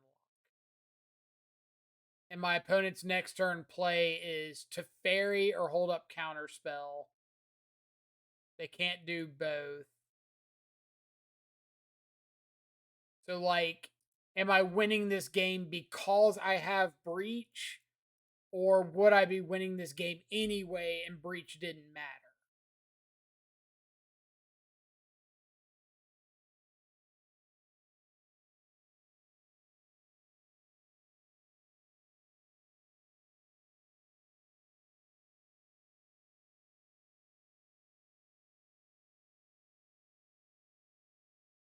I'm certainly open to arguments on both sides of that.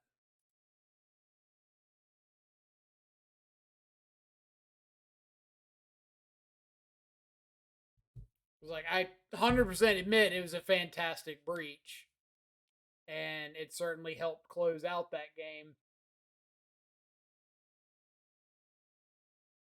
But if I would have won the game without Breach, then it's just like an extra piece of variable cardboard in the deck that, if it wasn't Breach, could could be more impactful in other spots where Breach would be dead.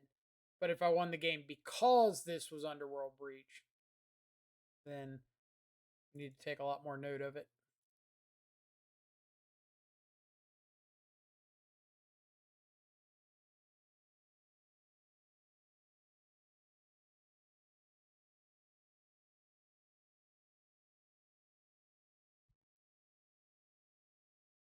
So boarding out a couple Drown in the Locks because of like Relic of Progenitus, Rest in Peace, all that random grave hate that blue white plays. And then Spell Pierce can be really good at fighting over like Chalice of the Void on 2, over Teferi on 3, Archmage's Charm, stuff like that. But mostly those like first 2 or 3 turns where you're really trying to stabilize. And by stabilizing Shadow, I mean like get a threat out, get some sort of interaction going. Porting out a couple lightning bolts because Unholy Heat can hit planeswalkers a little bit harder. Maybe I want to consider boarding out one Breach. Boarding in a dress down because of like Solitude and Subtlety. Mostly Solitude, but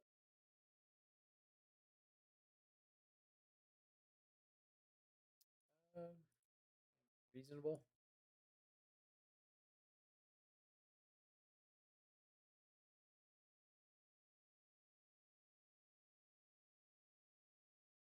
Opponent has mulligan to 6. Love to see it.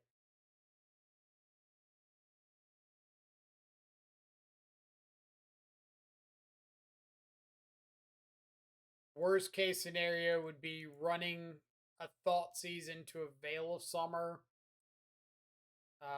Especially if it's like turn 1 Veil of Summer, turn 2 Chalice or something. So I'd rather just like wait and Thoughtseize on turn 2 with Spell Pierce backup.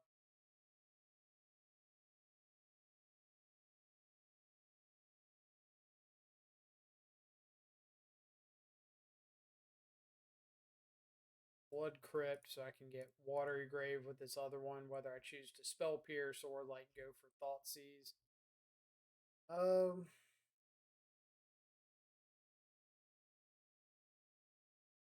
think I'm gonna take Charm and go ahead and Thoughtseize Verdict. One of the verdicts.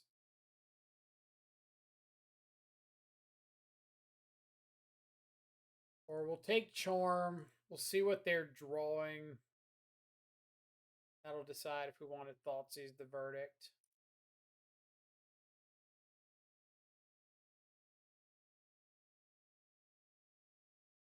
This is not a particularly fun one to see on top of your opponent's library.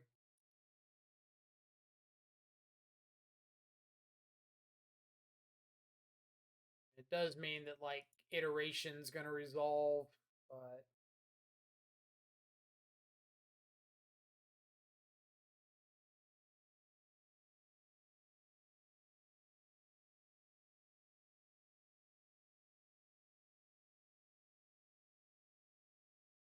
now why would you not add Kahira there? Can't Prismatic Ending. I know your hand. I know what you drew.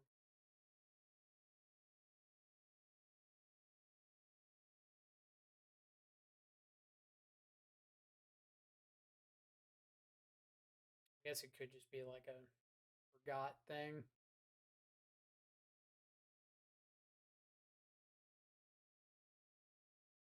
Sure, I overthink like my opponent's decisions a lot, and it's like, oh, why would you not do this, this, and this? Forgot. Okay, fair enough.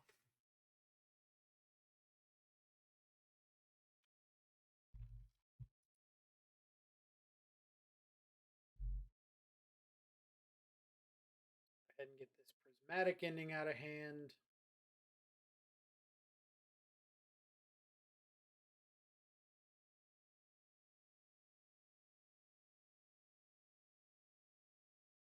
You have an unknown here.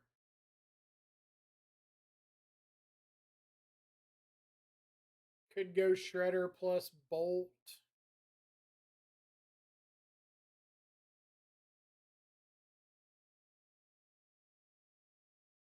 I'll do that.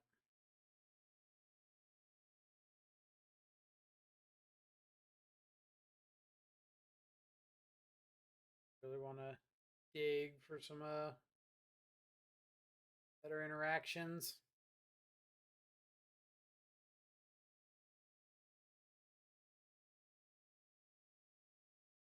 It's like an arc. All right, I was gonna say if it was an Archmage's Charm, I'm probably firing off the Spell Pierce. It's just getting like more dead the farther we go along.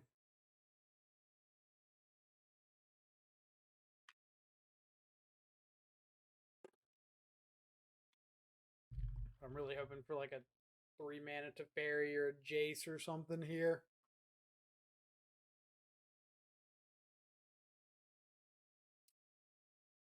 Goes Drown.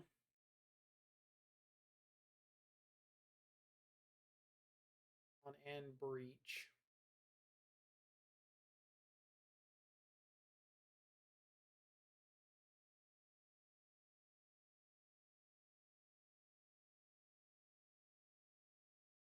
Yes, Drown does give a connive trigger for the Shredder.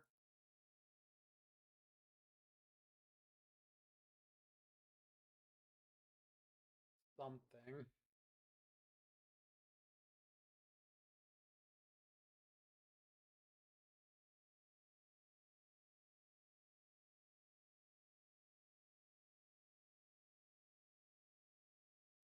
How's the basic island feel in this list? I mean, I've been happy with it. Um, I think it's very reasonable.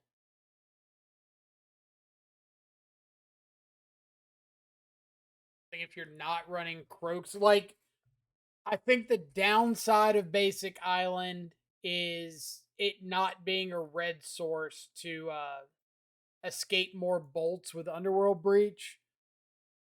But that's about the only time that like I miss the basic mountain. Every other time, like I'm pretty glad it's an island.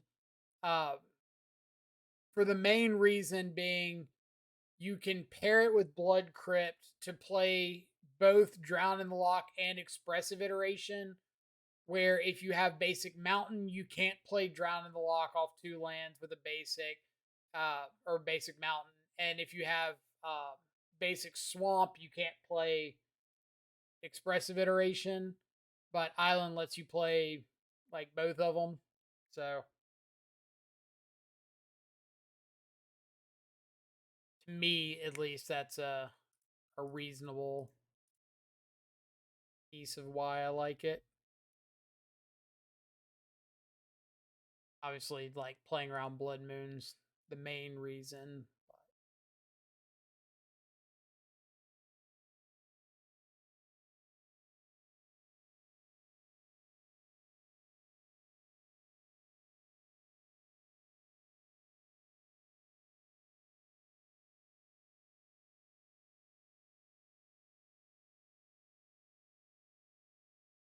On Jace the Mind Sculptor.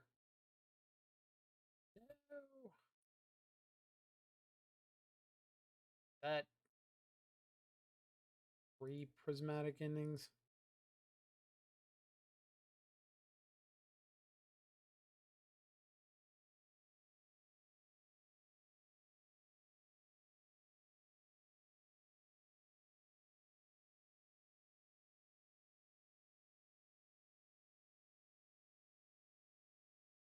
But yeah, I've been a pretty big fan of the basic island for a minute, especially with like Murktide being top deck in the format and like the scam decks being up there. It's pretty nice to have access to.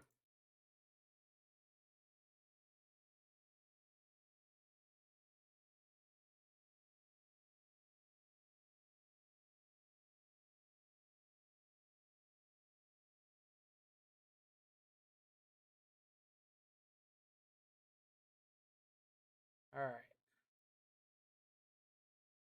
And we piece together lethal from here. No. Worst case scenario. Absolute worst case scenario.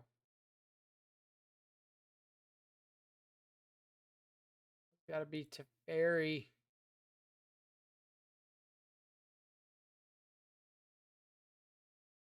Slightly okay scenario. I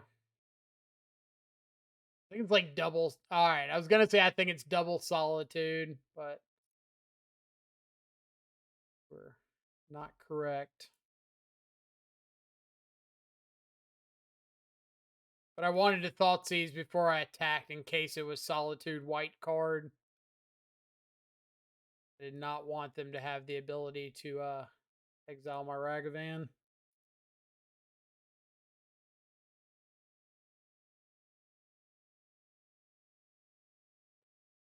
Verdict. They can add Kahira.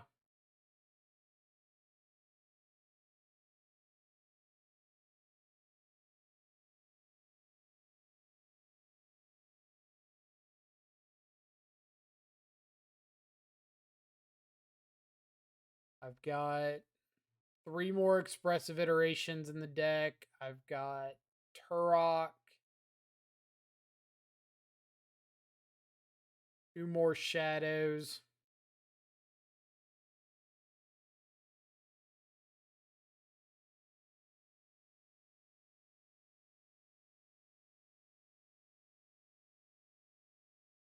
Looks like a grab and play Kahira. So removal spell like Lightning Bolt, Unholy Heat does it.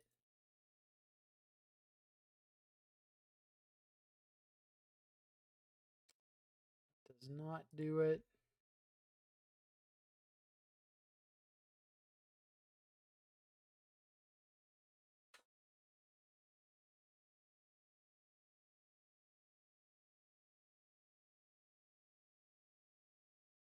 All right. Let's think here. Option number one, Dash Ragavan. They trade with Gahira. We play Giganta. They've got Supreme Verdict. We're going to top deck mode.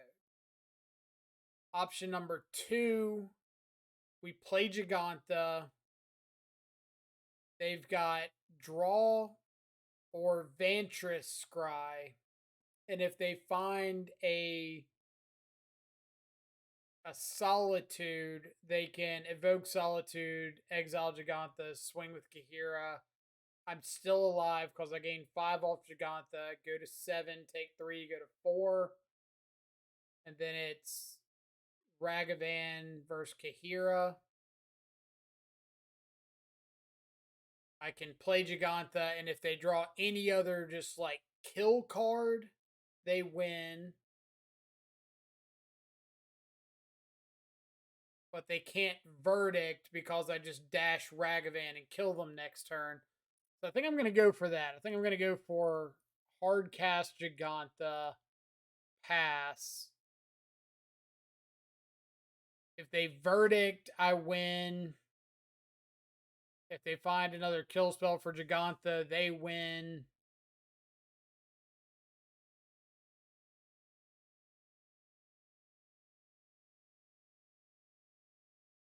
Yep.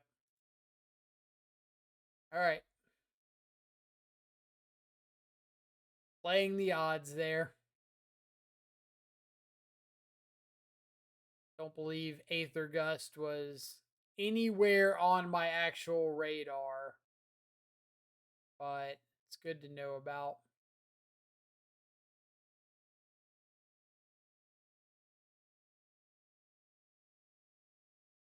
I'm gonna drop a Breach for a Drown on the play.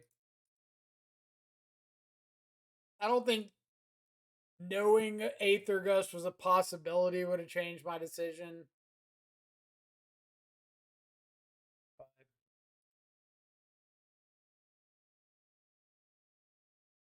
maybe it plays a part going into game 3. That's so many drowns.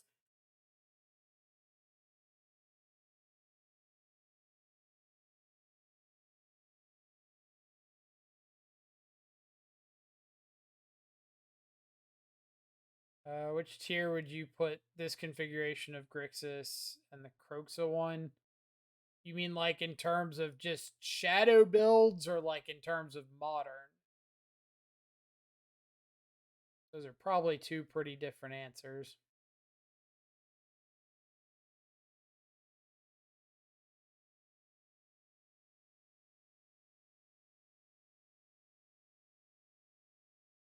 Modern, uh, I probably group them both into like tier 3 right now. I mean, neither of them are like spectacular by any means.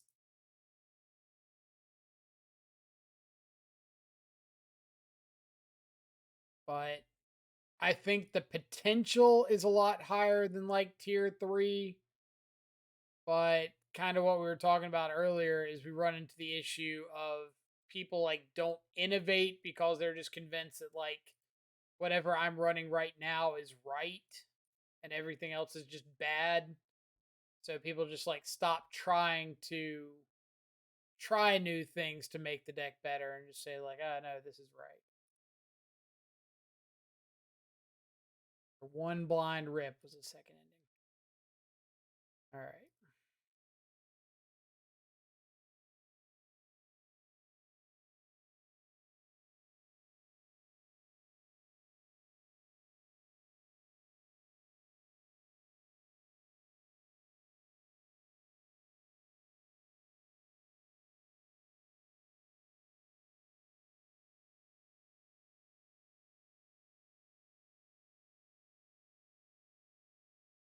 Like, complacency is just a huge hindrance to innovation.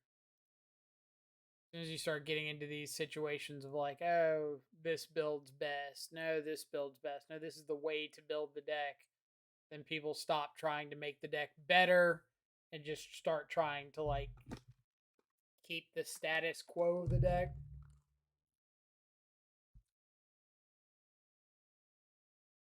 That's a really bad spot to be in with any kind of deck.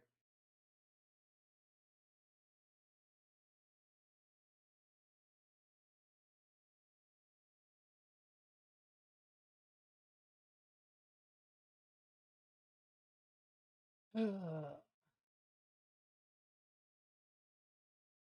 want to find lands today, do we?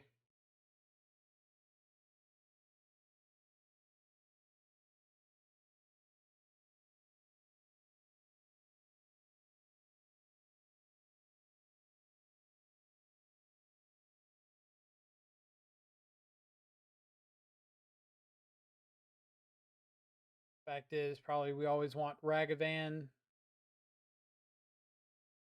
You mean like in whatever build we're putting together? I mean, like, it's possible that's true, but I wouldn't hold it as any sort of like sacred cow. Like, oh, it's got to be like this because you just don't know. And it gets really dangerous to say, like, oh, it's got to start like this.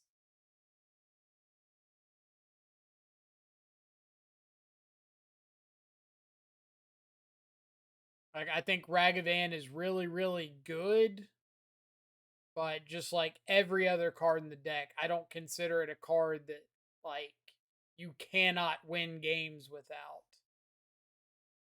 So, all right, can we get a Spell Pierce or get a Archmage's Charm on this Channeler? There we go.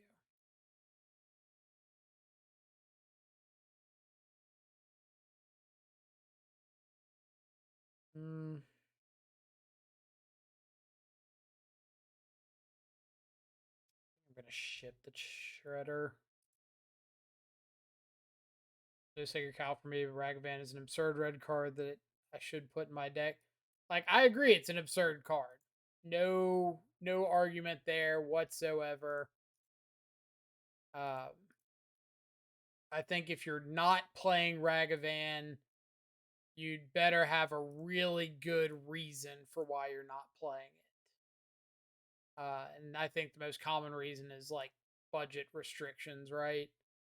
Like, I'm not playing Ragavan because I don't want to buy Ragavan or I can't afford to play Ragavan, which is completely reasonable. Like, it's an expensive card. I would never ask somebody to go out and like buy Ragavans. Too pricey for that.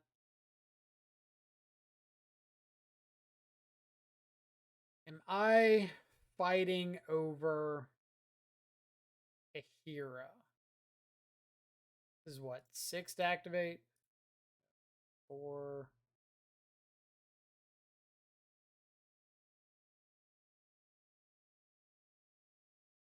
I'm blue red and I'm playing something like Tempo. I want EI Bobble because we need to find our Death Shadow. Uh, I mean, they're both like really good cards that synergize with most of what Shadow's trying to do. But at the same time, like Street Wraith was a sacred cow for years, and now you don't see any Street Wraith in the deck.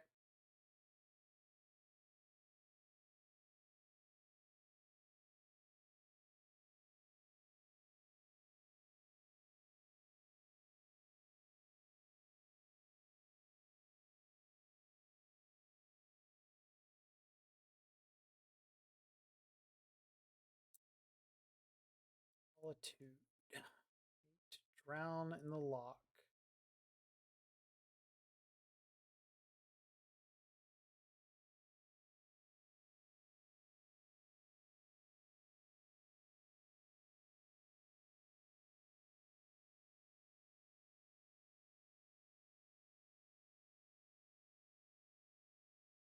Oh, so this one's coming down to the wire, isn't it?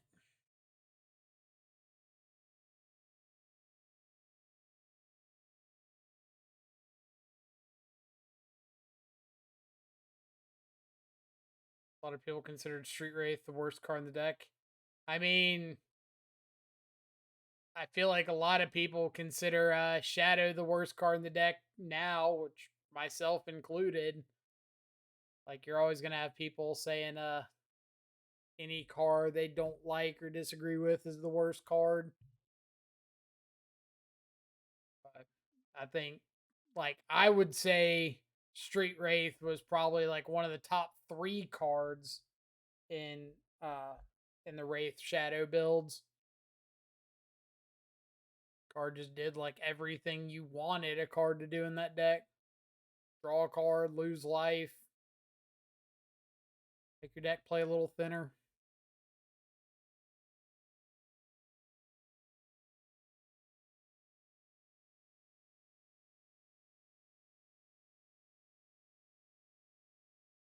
All right. So I can go Shredder plus Dash Ragavan. Um, do I know they have this second Vantress? Yes. So I know about second Vantress Kahira. I know their hand perfectly. So what can we do that gives us the biggest impact? Like Shredder plus Iteration is really, really good here. That's probably actually the play.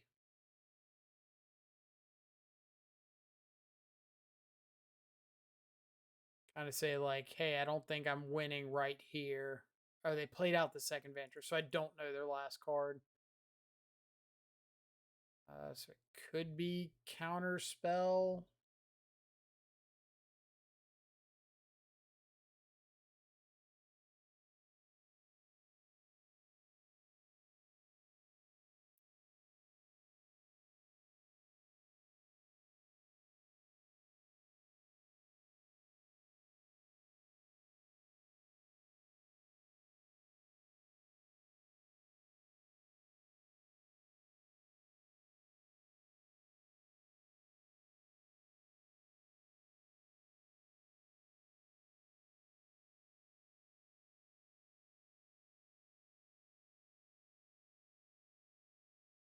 Am I playing the Ragavan? No.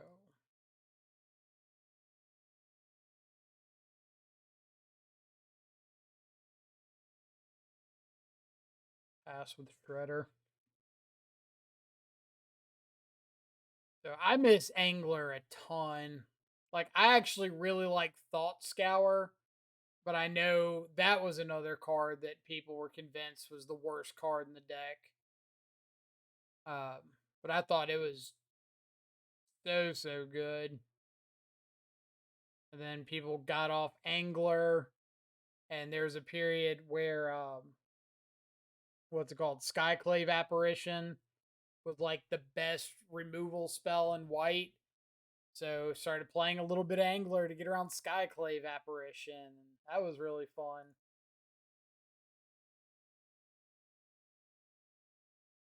All right, Kahira Unknown.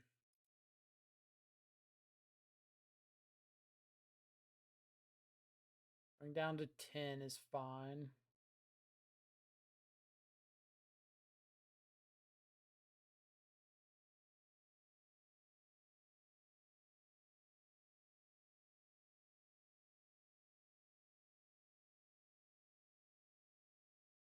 Unholy Heat and Binding killed the zombie fish. Uh, yeah, like not so much Binding. It was dead way before Binding, but Unholy Heat definitely, and 3 mana to Fairy just picking up in popularity hurt a lot.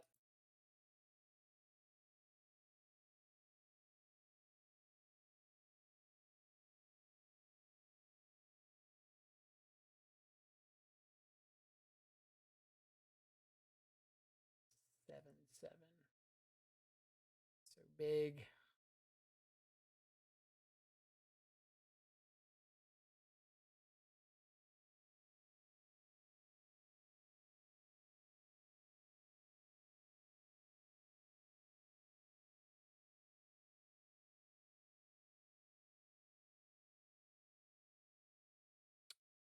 Rest in peace. Sure.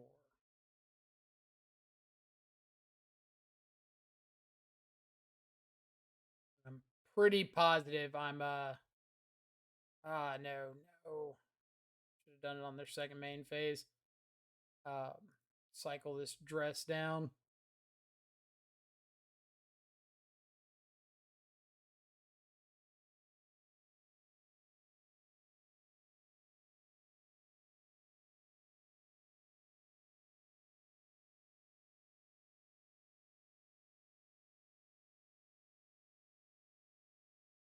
Udawara.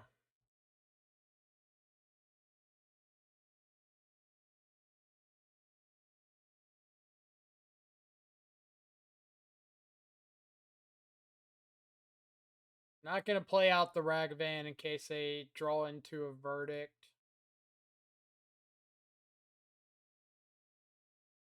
Baltimore, what's up?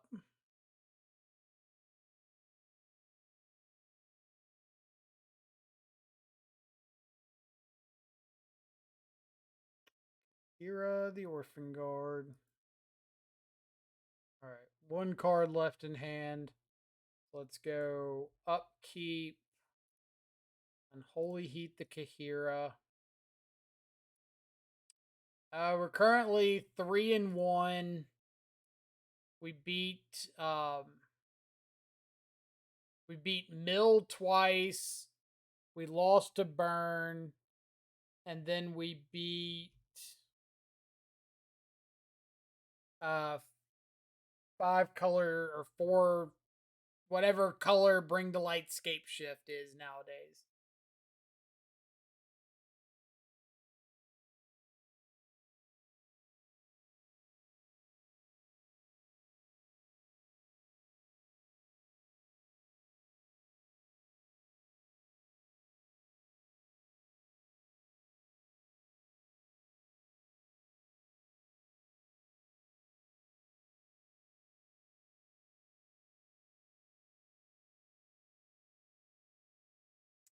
Want that.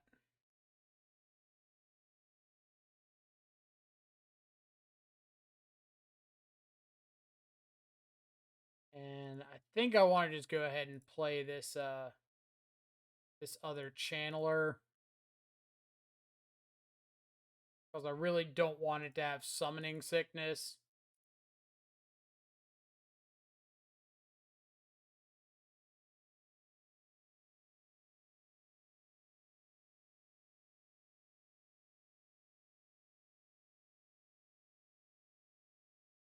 Dark Typhoon. Chalice of the Void on 3. Love it. Uh, didn't have time to say GG's to my opponent. I think I've played Blue White Control like 4 times in the last 3 days, and I don't think I've lost a match to it.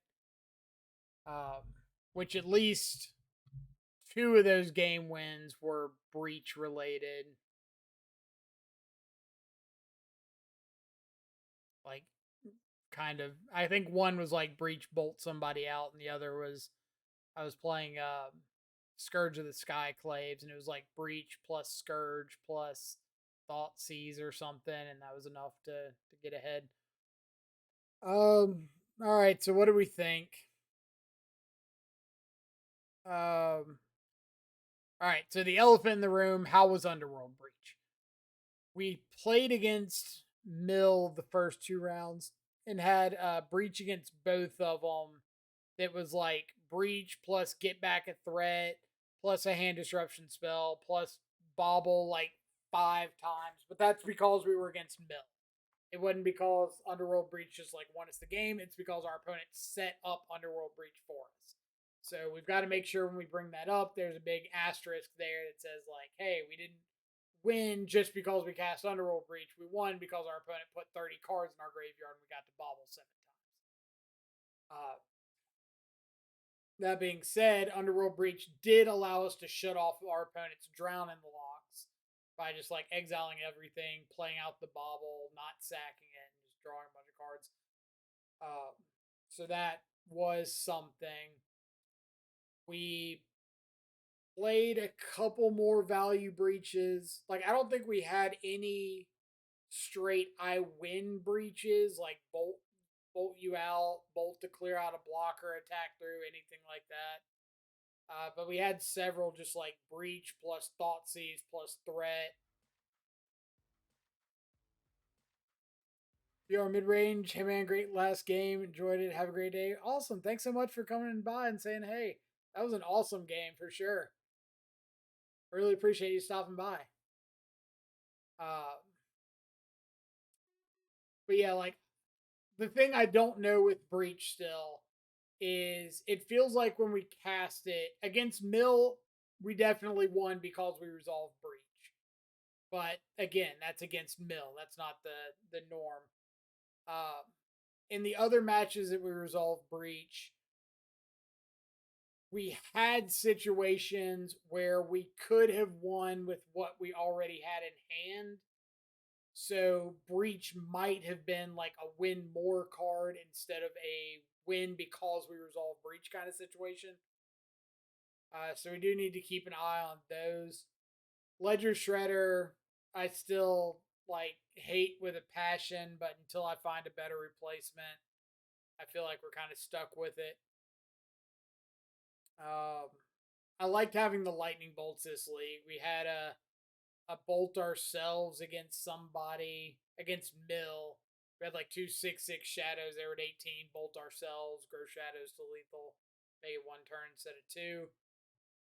Spell pierces in the main, I still think are really, really good. Like we saw Mill twice, where spell pierces are fantastic.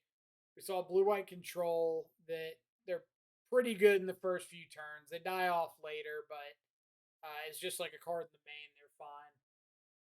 We saw burn. They're excellent against burn. And what was the other one? Mill, burn, blue white control, and the Scapeshift deck. They're good against Scapeshift. At least for the first like two or same thing as blue white control. They're good like the first 2 or 3 turns and they die off later. But we're about playing to those first 2 or 3 turns. So Shredder sucks. Agreed. Before you breached me last match, I felt I was winning. Then you bobbled back to 7 cards. I felt the game was pretty unbeatable at that point. Yeah, so that was one of the ones. I'm really glad you brought that one up. That was one where we breached, drew a bunch of cards off of it. But if we didn't have breach, we would have had a 7/7 shadow. You were at 14. We had a drown in the lock in hand.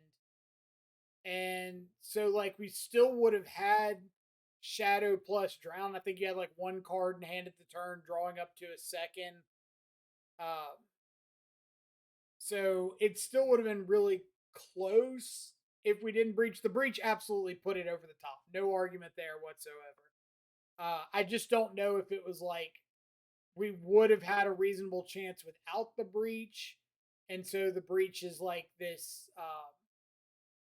piece of tech in the deck now that has a really really low floor and a really really high ceiling that we might not even need, and we're just giving ourselves like an unnecessary floor on 2 cards. Or if we couldn't have won without the breach and that like really set us over the top, the win more card, I guess.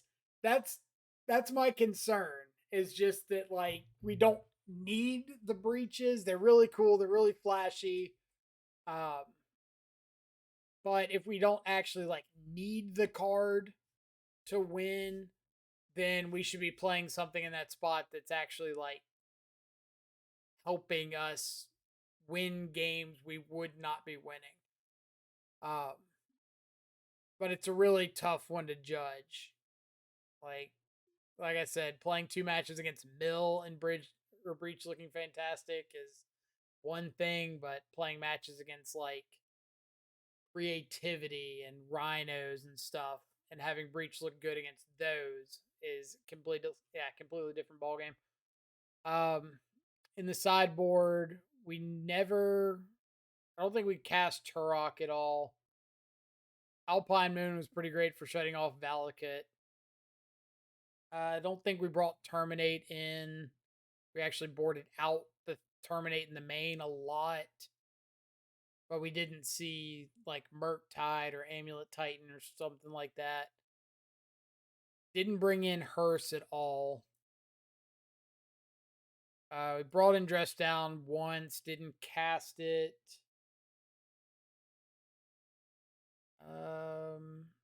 So yeah, sideboard's a little bit of a shambles.